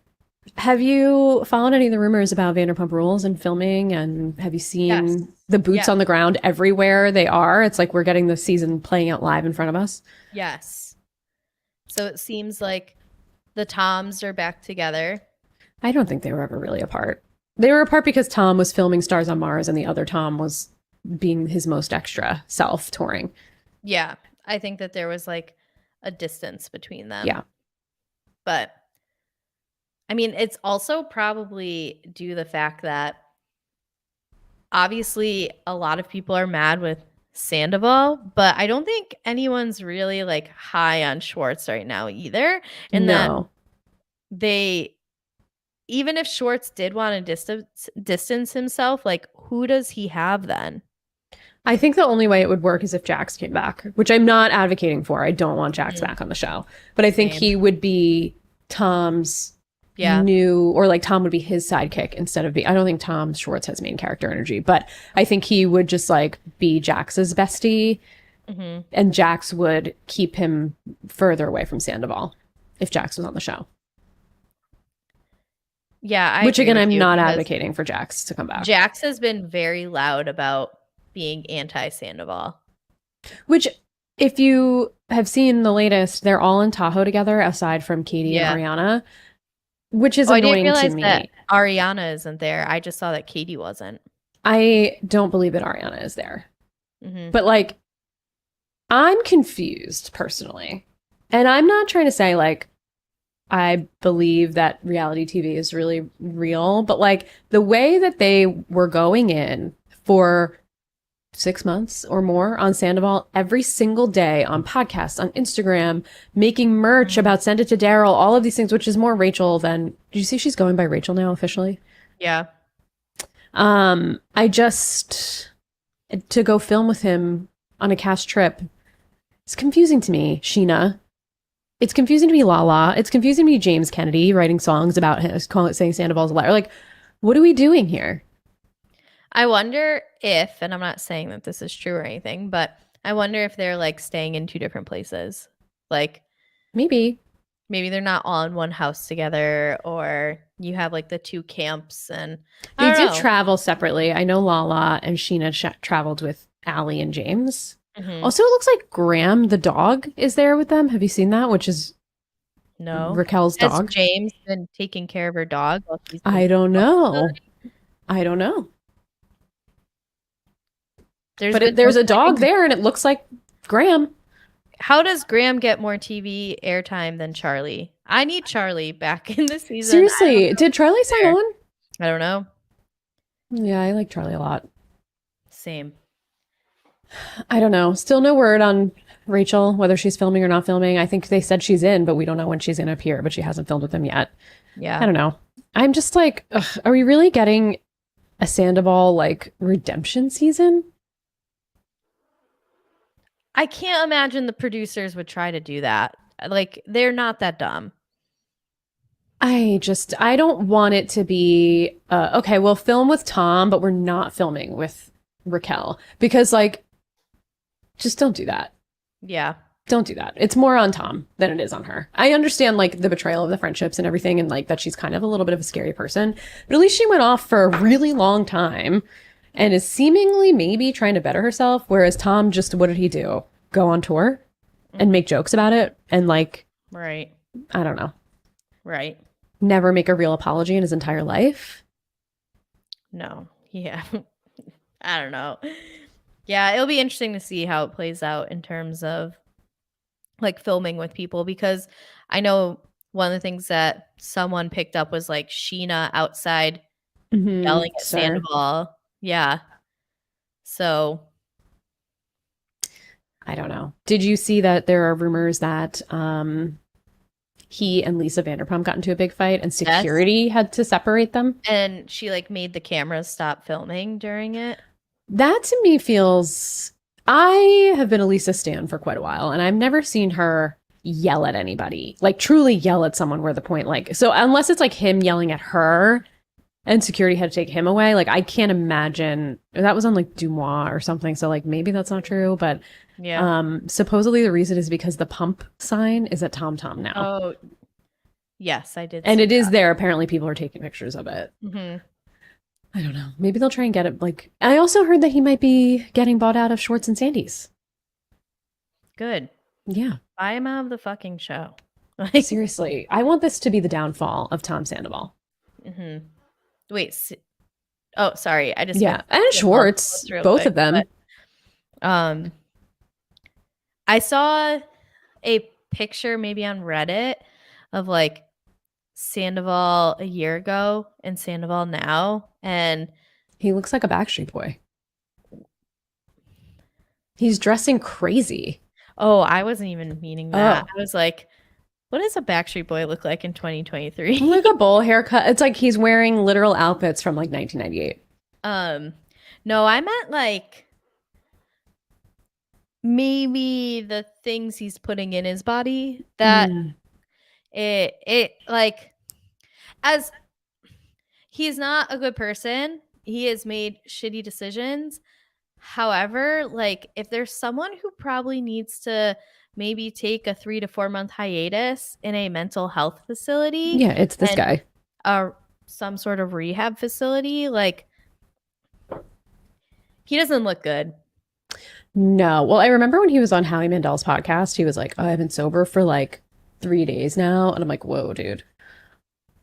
Yeah, I don't know if that kept up while he's touring the country. I highly doubt it. Yeah. So I have concern for him in a way about his health. Like I don't have much concern about him as like a human. necessarily like his personality, but I don't. He's not trending up. That is for sure. No, he's certainly not. He's certainly not. Well, hopefully they kind of speed the film. Not like necessarily speed the filming, but like I hope they edit it quickly and we get the season soon-ish. Yeah. I feel like I'm going through withdrawals because I finished my rewatch and I'm like, what do I do now? My life has been Vanderpump Rules for the past like 6 months. I don't know what to do with myself there's been now. a lot of it. Yeah. Well, anyway, that wraps up on all things Housewives Vanderpump. What else you got for me? I know you watched Summer House, Winter House. I know there's some Below Deck happening. I have admittedly not caught up on Below Deck or Martha's Vineyard, Summer House, Martha's Vineyard. But I did hear Martha's Vineyard got renewed for a second season, which is great news. Yes, I'm very excited about that. I mean, I'll plug it again. Martha's Vineyard was just so good. Like it was. Now that I've watched Winter House, it has Winter House vibes to it. Yeah, I can see that. Because I think there is something when like they're in the same place for 2 weeks and you're not like getting a 5-day break from people in between coming back for the weekend. That's why the COVID season of Summer House is my favorite season. Yeah, it's that I've watched. Martha's Vineyard is good. If you haven't watched it, you should. There are some amazing personalities on there, and everyone has like their own identity. You have, depending on who you are, if you are someone who believes in misogyny, then you'll love Silas. But otherwise, like a lot of us on the internet don't like Silas, and you kind of see Jasmine, who is like, so Silas and Jasmine are the married couple, and they're the ones who have supposedly like brought this group together, and at least that's how it's told to us. And you kind of see her wrangle with like going from I'm a wife and how do I interact as a wife to like wanting to regain some of herself within like a very short time. And so getting to see that, and you have it's just so good. Like it's 10 episodes, easy watch. I might go back maybe like before next season and just like binge it quick because I enjoyed it. I would definitely watch it again. I think I'm going to binge that, and I'm going to binge Below Deck now that I actually am done with Vanderpump. I'm done. I'm like caught up on everything else. I feel like I was really in a hole of Vanderpump for a minute. I don't know. I couldn't get out of it. But now I'm done and I'm like, well, what's next? And I think those are going to be the two things that are next. And I would like to start Below Deck Down Under as well. I don't think I'm going to watch season 1. There's only one season. Yeah. And so I think I'm just going to jump in. I feel like, I mean, Below Deck is the ultimate jump in show. It doesn't matter. I haven't watched the episode that came out last night yet. It has not been an easy have TV on while working because I've had to edit like audio, so I can't have 2 voices on at once. It messes with my concussion brain. I understand. So my non-concussion brain can't even imagine it. So I like people. There's been a long time where, and even now it's hard. Podcasts, because I feel like that's more like all audio versus like being able to look and see who's talking and like kind of figure it out. Plus like lowbrow TV, that I can't even like listen to a podcast. But anyway, I say this to say that people really liked the captain from Down Under because he's hot, except his teeth. Well, I have fucked up teeth, so I appreciate that. No, your teeth are in the your teeth are fine. Thank you. In comparison.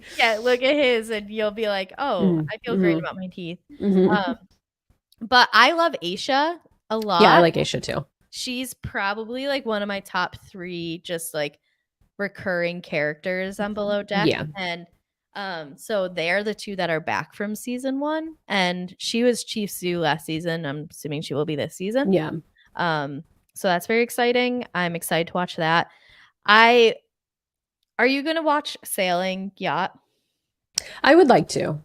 Okay, because I think that that's something that I would need to have like a full-on conversation about, because something that's come up in the reunion, this doesn't give anything away, is that Gary, who is like lead deckhand, first mate, whatever the fuck his title is, also like womanizer to the max, and doesn't watch the show.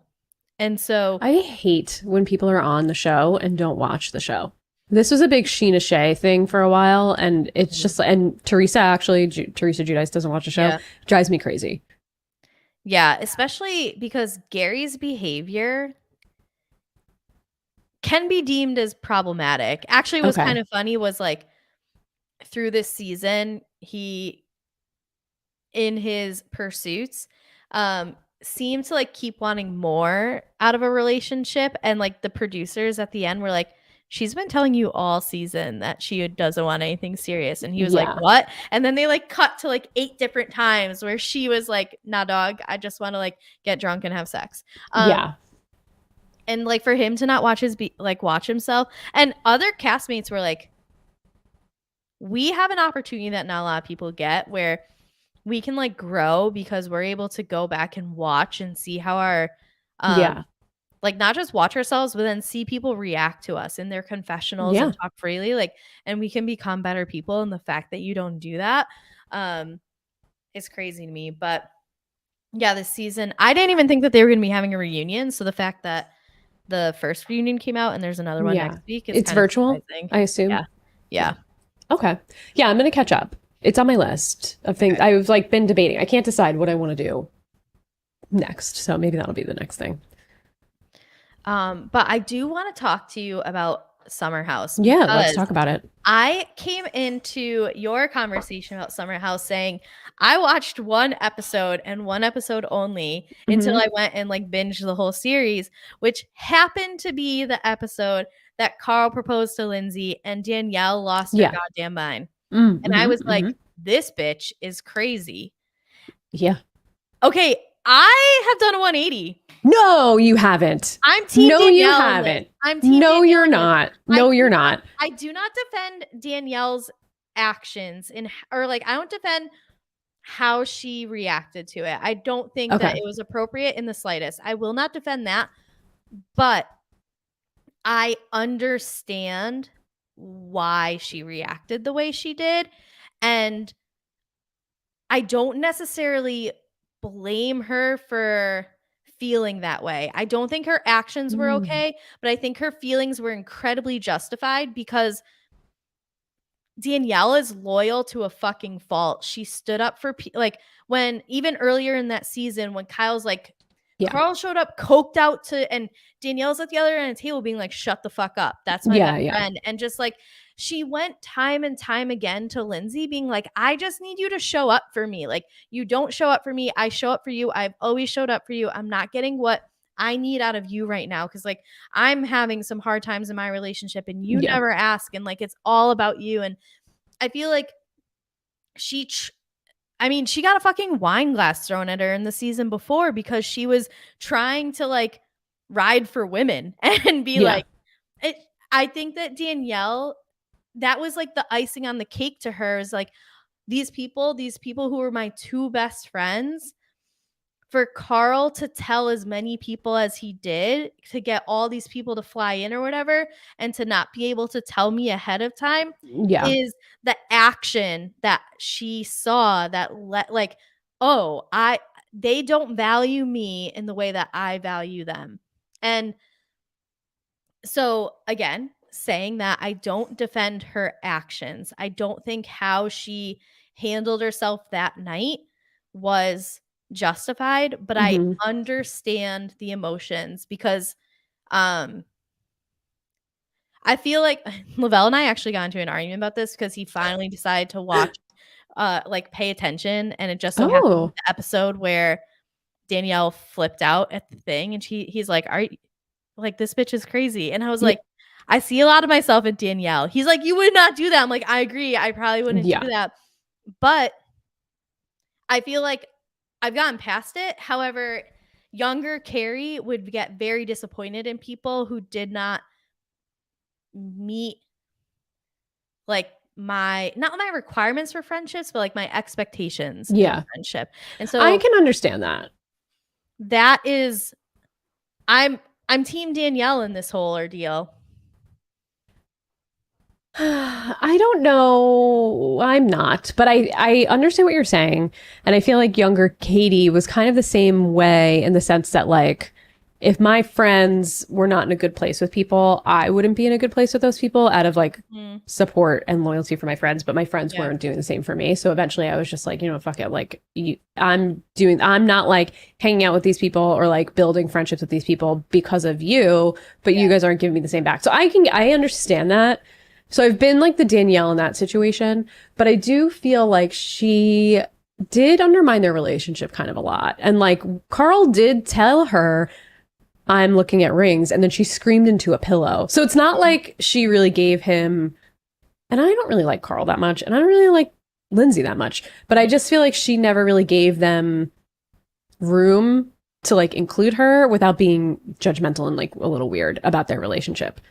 And I can understand like you guys were like 3 best friends and now they're dating and you're the odd one out, but like she's like, you guys are moving so fast, but they've been friends for years. It's not like they just met each other and are moving in like she did with her boyfriend. That's why it just is all like a little hypocritical where they're just like, just be happy for us. We're in a good place. Like, and I think just saying like, you're not allowed to criticize me or my relationship at all is like a kind of a toxic, weird thing. But it does feel like Danielle was leaning really hard in like the one direction of, you guys are like moving really fast and like, what? You're looking at rings? I'm going to scream into a pillow. This is weird. You're moving in together.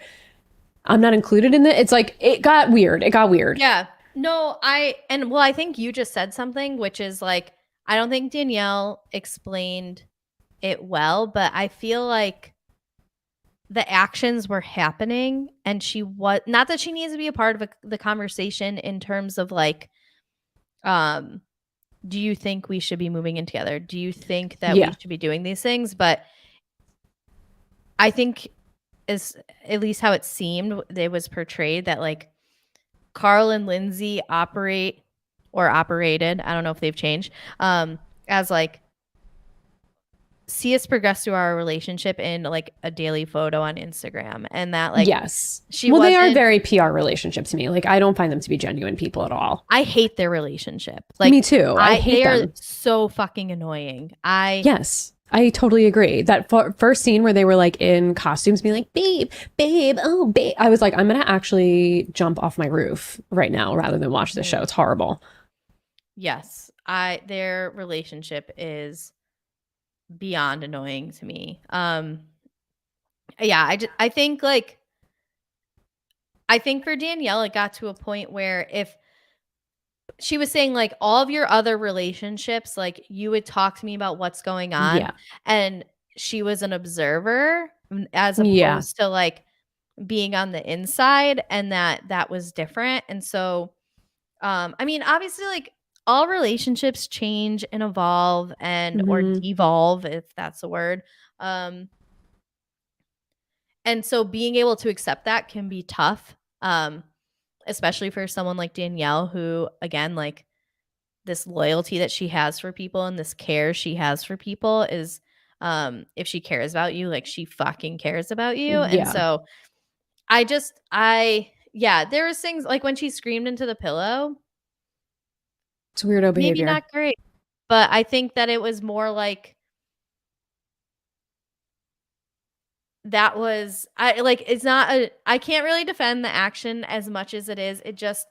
I think it just kind of aligned with how she was feeling of like, this is a whirlwind that I think if she was involved in the whirlwind more, it wouldn't have been as big of an issue, but she like wasn't hearing from Lindsay especially. And so I don't know. Like I've said, I don't think how she acted that night was okay. I just honestly, some of the most wild behavior I think I've seen on TV. Yeah. Especially watching it out of like, just like, let me pop on this episode. I'm like, oh, you're a crazy fucking bitch. But I now understand why she felt that way. Yeah, Lindsay is I can understand. Like, I don't understand how someone like Danielle tolerates a Lindsay for that long in the first place, because it wasn't anything new that Lindsay is so caught up in herself, but it was the fact that she needed someone because she was in so many unhealthy relationships before that like Danielle was able to be like her sounding board, the voice of reason, her free therapist. But now, I mean, given I don't know if Carl and her relationship is necessarily healthy, but it's at least seems healthier than past ones she's been in, and she like didn't need Danielle. That Danielle wasn't involved by Lindsay or included by Lindsay, that it was a lot. And so at the end of the day, if I have to pick a team, I'm picking Team Danielle, with the caveat that like I don't necessarily defend all of her behavior, but I get it. And I think for like 95% of Danielle's actions, I'm like, I'm kind of a Danielle. I don't know. You're not a Danielle. You're a Kari. You're not a Danielle. I think my team is Kyle and Amanda. I like Kyle, I think, more than I like Amanda. Yeah, me too. Me too. What's your opinion of Paige? I can't stand Paige. I love Paige. Can't stand her. She's so funny. She does make me laugh on occasion, but I really can't. I also hate Craig. So like, I just can't. I just can't. In this last reunion of Paige, when she was like sitting with like her body kind of like slouched down, facing away from like almost everybody, and just fucking throwing zingers, like I like Paige. Yeah, she's not my favorite. She's definitely not my favorite. And I think Sierra might be perfect. Like I do like Sierra. I like her a lot. I think she is so gorgeous. Yeah, she's gorgeous. I really, really like Sierra. I especially like Sierra this past season because she wasn't caught up in the Austin of it all. So it's like we really got to see her personality, and I liked it. Where like she was fun, she was goofy, she's having a good time. Where like before it was just like Austin all over the place. And I also cannot stand Austin. Yeah, they're from Southern Charm, right? Yes. Yeah, I might watch that. I mean, do it, but like prepare yourself just for... I'm catching up on Love Island first before I do anything else Bravo, because I want to be in the know about what's going on. I have enemies there too, in case anybody wants to talk about that. I haven't watched one episode ever. Well, that's not true. I watched one episode of Love Island. And that's it. Maybe I should get into it. I don't know. I got into it because I had a lot of British friends from camp who were like... I have heard the British one is the best one. Oh, I mean, I've heard good things about Australia. I haven't watched any of those. But I watched maybe like a week or so of one American Love Island. No good. Can't be asked. Yeah. Well, I'm excited to binge a couple of shows that are on the shorter side since Big Brother's coming back. It's going to take over my life in like 2 weeks. So I'm excited I'll do Martha's Vineyard for sure before then, and Below Deck for sure before then, maybe. I think I could get through both in 2 weeks. I'm like halfway done with Martha's Vineyard already. So then it's Big Brother forever for me, unfortunately. Unfortunately. Depends on the day. I have a question that I was holding off on till the end, in case people don't want to listen to this, but it is Bravo adjacent and also may contain spoilers for the show Stars on Mars. Yes. Okay, let's talk about Stars on Mars. I didn't see this week's episode. That's okay. It doesn't have to do with this week's episode. I did watch this week's episode. So do you know who the new people are? Yes. Okay. Just out of curiosity. But what did you think of Schwartz on Stars on Mars? As Lisa Vanderpump eloquently put it, he's a wussy pussy. And that's just who he is as a human being, a wussy pussy. He's just like a wet blanket, always wearing flip-flops, messy loser motherfucker. And like he was a loser and he was a flop there. He's a flop in his life. He sucks. Schwartz sucks. I'm sure he's a nice guy to your face, but he's like such a manipulative, and I know you don't like the word gaslight if it's used incorrectly, but I truly believe that he is a gaslighter, professional gaslighter. And like he sucks. I wasn't expecting this strong of a response. I'm so glad. I wasn't expecting it either, actually. It just came out of me. It just flowed out of me. Once you said wussy pussy, it was just all over. Yeah. I don't know, a little fire in me. I don't know. I wasn't expecting to feel that way. Yeah, I thought it was good like PR for him though. I think he came across to someone who isn't paying attention to Scandival as like, oh, he seems like a decent But he's full guy. of shit. He's full of shit. I'm sit there and say, I'm being marred in this whole thing. I'm not the one that had an affair. No, but you were a fucking major accomplice, bro. You were an accomplice to everything that was going on. You went snowboarding with them. You knew what was going on. Give me a fucking break that like you are not innocent in this entire situation. You played a very active role in tearing down Ariana live on the show. Like, give me a fucking break, dude. Give me a break. You were right there as a sounding board for Sandoval to talk about how awful Ariana was treating him, being like, hey, how's it going with Ariana? Like, please, you were just as involved. Just as, maybe not, because it wasn't like your fucking dick going into Rachel's vagina, but you also made out with her specifically to be like, I'm going to stick it to the man. As like, you suck, dude. You suck. Take a little bit of fucking introspection for a second. You're not an idiot. He's a smart guy. So like he's trying to manipulate all of us the same way he manipulates everyone on the show. And he could fucking eat my ass. Fuck you, Tom Schwartz. I really didn't know I felt this strongly. It's all coming out of me right now. I can't stop myself, but I hate him. I hate him. I hate this man. I hate him. Fuck off. Fuck off. I'm sorry. We're gonna need our social media person to clip this one and put it everywhere. Everywhere. I'm sorry. He sucks. We can let her know. Timestamp. All right, around like the 150 time frame. We could put a request in. Oh. Whew. That was good. I'm really glad I asked that question. That might. I kind of am too. That felt like therapy. It felt like I was holding on to that for a really long time, and it just like came out. What did you think of Tom Schwartz on Stars on Mars? Well, I think I said what mostly like my opinion of it, which is that I think that if you don't follow along with Vanderpump Rules or Scandival, it was great publicity for him because he came across as like this little lost puppy who just wants to like get his life back together.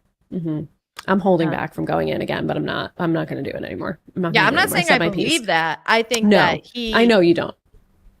Like, it's on Fox. That is a different viewership than the people who are watching Bravo. And it is, if nothing else, because I definitely had seen clips of him on Stars on Mars prior to watching the episodes. And so seeing him like talk about getting divorced from Katie and talking a bit about Scandival and what a victim. Yeah. So if anything, maybe a decent PR move for him, but otherwise, like, I wasn't really sad that he was going or that he left. Me neither. You know? So. I mean, he's given us everything. What's he going to do? Surprise us? Right. Doubt it. Who are you rooting for on Stars on Mars? Also, I do want to say a wholehearted fuck you to Lance Armstrong. Yeah, Lance Armstrong. With my whole chest, fuck you, you transphobe. Fuck you to Lance Armstrong. And just for being a prick in general, but like, really? You're going to take a fucking stand on trans women playing sports when you got all of your fucking titles stripped away because you were doping? Fuck off, dude. Fuck all the way off. Fuck all the way off. Who are you to talk about anything that's fair? Fuck you. Man, I had no idea I had these such strong feelings about Stars on Mars. I don't know what's going on right now. I know what's happening to me. Only do one podcast a week, but I will up it to 2 for you to get to talk about Stars on Mars. Maybe I need to do it. I did put it out there. No one really bit. So I didn't. I wasn't going to watch it, and then, it was one of the weeks in June when like people were around. Yeah, and I have friends who were like interested in reality TV, but I'm definitely like, probably deeper in than most of them, and so I was like, oh, let's try this. So, because we got to like watch it together, and it wasn't because I'd gotten them into Claim to Fame, and so we watched the Claim to Fame. So I'm like, let's watch this. Same, so good. Did you watch this week's episode? Yes. Okay. So we started watching it, and I was like, oh, I will keep watching this show. But yeah, it like Lance Armstrong being like, I have this opinion about trans people playing sports, but also I'm like the most liberal person in this room. Also, I mean, he said in a confessional something like, oh, well, we need to make people feel comfortable to have these conversations. I'm like, you're making everybody uncomfortable. You are the only one that feels comfortable having these opinions because you're a straight white man who just gets to have these opinions for his whole fucking life. And you feel like you need to fucking impart your wisdom whatever on everybody around when no one fucking asked you, dude. Nobody asked you. Nobody asked you. Fuck you. He's like, I'm comfortable. I need to be comfortable to share my opinion that no one wants to hear. It doesn't matter what everybody else in the room feels like. Fuck you. Right. Trash. I absolutely agree. And then you asked the question, who's my favorite? Yes. Same. Rooting for Tinashe. Rooting for Tinashe hard. She's amazing. She's amazing. I love everything about her. Icon. She's doing phenomenal. And she is competitive, but like I feel like she's playing the game well because she's not like saying dumb shit, but also is like defending the opinions of, or not just like the opinions, but just like defending people around her by speaking up and sharing facts. So definitely Tinashe is my favorite. I am like surprised at how much I'm enjoying Portia on this. And I can't remember if it was on this week's episode, last week's episode, or the one before. But again, this isn't a spoiler. But Tinashe was like, Portia's the one who's able to talk to everybody. Yes. Like Portia is that was last week. Tying us all together. And it's like, put Tinashe on Celebrity Big Brother, please. She would kill it.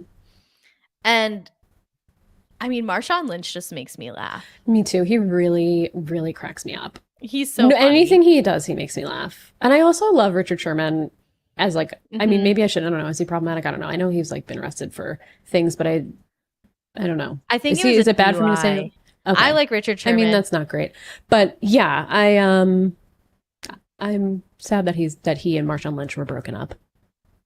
Yeah. But I'm also like delightfully surprised at how much I'm liking Ronda Rousey. Me too. Which I think is great for her. I agree. I had a negative opinion of Ronda Rousey because I watched Celebrity Big Brother and Misha, the UFC fighter, was horrible. And Ronda Rousey gave me Misha vibes, but like she's she's totally different than Misha. Yeah. I don't remember Misha's last name, but same. But but Ronda seems really chill and very like a cool person. Yeah, I wasn't expecting to like her, and I really do. Yeah. So far, I like almost everybody on the show except for Lance Armstrong. I also could never see Ashley I from The Bachelor in my life again and be totally fine with it. So when she came on, I was like, oh, God. Oh, so wait. I don't need new people. Was there an episode already this week? Monday, I think. Oh, okay. So we've both seen the same amount of episodes. Okay, I haven't seen this week's yet. Okay. Yeah, I haven't seen Mondays, but I saw up until that. Yeah. Okay. We've seen the same amount then. What was I going to say?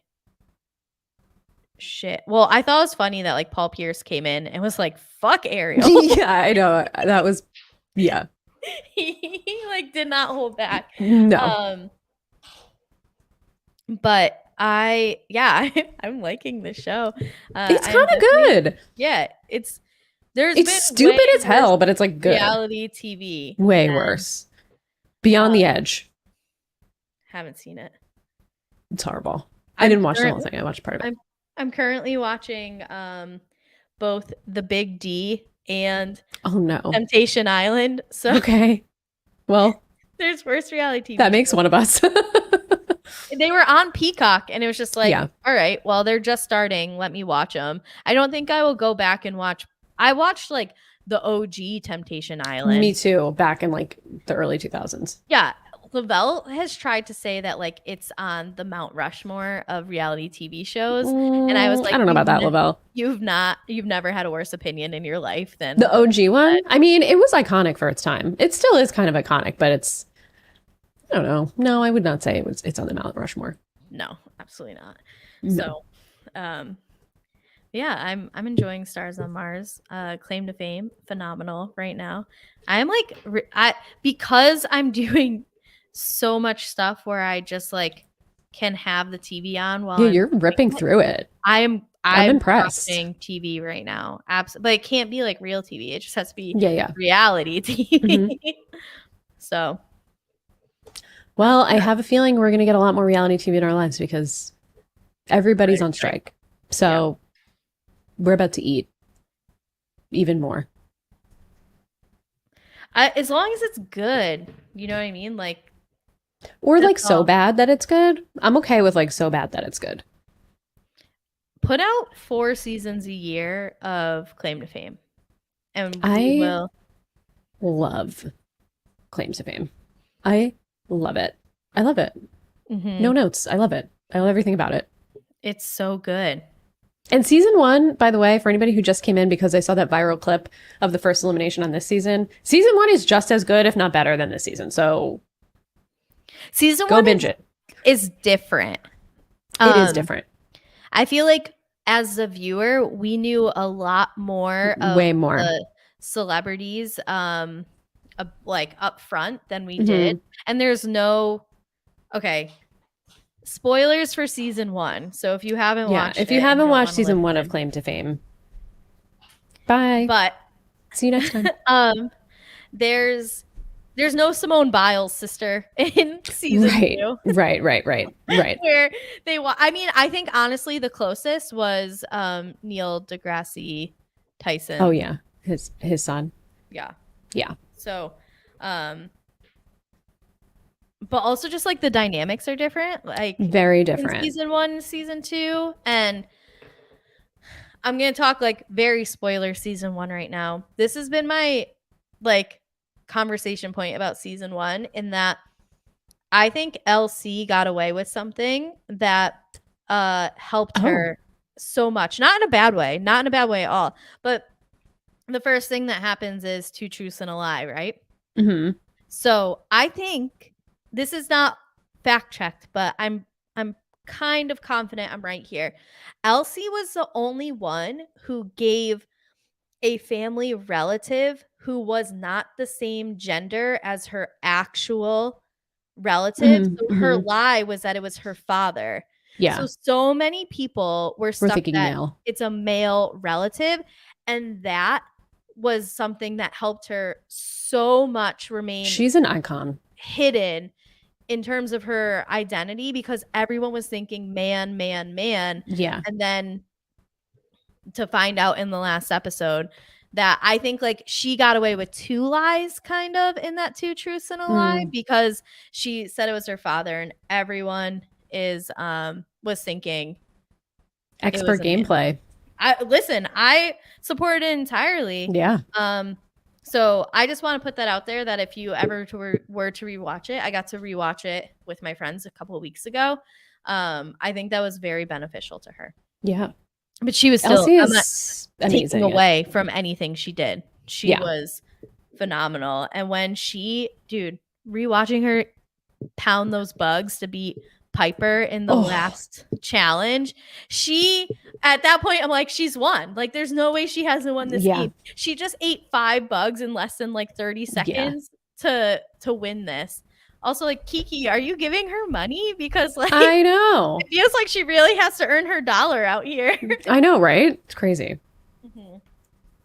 Well, we've veered. Yeah, it's fine. That happens from time to time on this podcast. I know it does.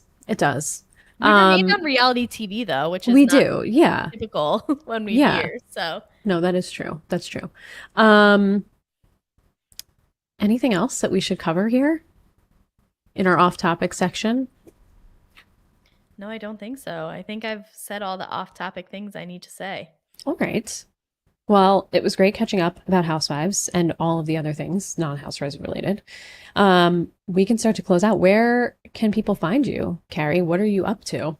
What are you threading about these days? I'm on thread. I haven't. Okay, this is probably very like on brand for me, and not surprising. But Threads is too positive for me. Me too. I fucking hate it. It is too positive. It's trash. I hate it. All these meme accounts constantly posting, and then like people who want to like be influencers, like replying to everything, and it's too happy of a place. Yeah. Not for I've me. been avoiding Twitter, but I was tweeting a little bit today. I'm like, you know what? I'm feeling this is my home. This has been my home for a long time. And Me I too. think I'm going to be like that violin player on the Titanic. And I'm just going to go down with I this know. I'm ship. kind of feeling the same. I mean, I like, think it can make a turnaround. It just got to get rid of Elon. He's going to have to sell it for parts at some point. mm-hmm. Who knows? Yeah. I don't know. It is borderline unusable, but it has the vibe that I need, which is like being a hater. That's listen, what I let am me tell at my you, Blue core. Sky also has this vibe. There's just not enough people on it. Okay, good to know. Blue Sky is like Twitter without the Nazis. So it's like memes. But like not like influencers making memes because they're getting paid by their social media. But it's like, you know, like funny tweets and good, like more moral people than like the blue check people. It's like Twitter without the blue check people. Yeah. So I'm enjoying it. And as soon as I get another invite code, I will give it to you. Please. I need it. I literally tweeted today. I'm like, I would actually love if someone I didn't like got cast on reality TV because I love being a hater. And yeah, no, I know. like Me this too. is that's the vibe I need. It's the vibe I need. Which side note is that I also did put this on Twitter, so you can follow me KGD26. That the closest I've come was my elementary school arch enemy was on Bad Girls Club, but I've never watched Bad Girls Club. Yeah. So I didn't get to enjoy that, and I feel like I deserve it. And this has come because like as casts on like Survivor being revealed, it's like I've never actually known someone who's on Survivor. How in nearly 50 seasons of this fucking show have I not actually known someone? You know, it's weird, like, isn't it? There's someone coming up that like is adjacent to people that I know, but I don't have any sort of relationship with this person. Yep. I want to know someone. I don't care if I like them or hate them, but it would be fun to hate someone. And so agreed. I just can't believe that. Like, how do I know no one? No, I know. I agree. I feel the same. Every time there's a big Brother or more so Survivor cast leak, I always look and I'm like, who do I know? And I'm like, oh, no one. Yeah, it's disappointing. Maybe this season of Big Brother. Maybe I'm manifesting it. This season of Big Brother will be my chance to know someone and tear them down on every single form of Twitter that exists. I love that this is your aspiration. Well, check it out on KGG26. Yeah, I don't ask for a lot. So in conclusion, you can follow me right now on Threads and Twitter at that. And then when I go on my family vacation, watch the documentary via Instagram story. Also KGD26. Perfect. Well, I'm on Threads under an alt account because I have a big aversion to having my Instagram account is old. It's like I've had it for a very long time. And I hate nothing more than an app. This is why I don't use TikTok as well. I use it, I have it, but I don't post, I don't do anything on it because I don't need every single person in my contacts. I don't need every single person who's ever followed me on Instagram to have immediate access to everything I'm doing on the internet. Let me have separate personas per website. That's all I want. My Instagram is for one thing, my Twitter's for another thing. I don't want those two things combined. So you can follow me on Threads. I'm not threading, but you can follow me on Threads at Real Threads Katie. That's I also exist as Real Slim Katie, but I will not be using that account. You can also follow me on Twitter at Real Slim Katie. I'm still there. I'm on Blue Sky at Real Slim Katie. I'm everywhere at Real Slim Katie. You can follow me on Twitch at twitch.tv/Real Slim Katie with an underscore. Someone got me there. And yeah, Big Brother is going to be back. So we are gearing up for our coverage here at Silent Podcasts. We have a lot of stuff coming on Silent Podcasts. We are finally launching our Patreon soon. So check that out.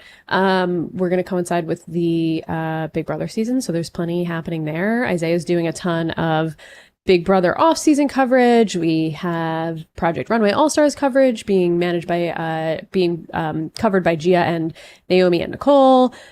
Gia is like keeping Silent Podcasts alive right now. And so is Naomi. They're doing /Survivor just came out. If you want drunk history of Survivor, Gia's also covering Claim to Fame for us. There's a lot happening here. I think Naomi's doing a Genius podcast. There's a lot of off-season stuff happening. And then, you know, Isaiah, Josie, and I will be back with Big Brother coverage. You can follow us on all these places that are on your screen if you're watching us on YouTube. But if you're not, you can follow us on Twitter and Instagram and soon Threads, I believe, at silent_podcasts. You can follow us on YouTube at Silent Podcasts. You can listen to us on all your podcast apps by searching Silent Podcasts. Leave us a rating, leave us a review. We really appreciate it. And we will be back with more Housewives coverage and who knows, maybe more Stars on Mars coverage. Maybe we'll talk more about it. If people want it, we'll do it. I clearly have a lot of feelings about it. But anyway, thank you all. Yeah, very emotional about Stars on Mars. Okay. Mars just really... Also... Shaddy Daddy is one of the funniest nicknames I've ever heard. I hate the use of the word daddy in almost any single way, but the first time I heard Shaddy Daddy, I lost my fucking mind. Yeah. I'm with you. All right, well, thank you, everybody, and we will see you next time. Bye.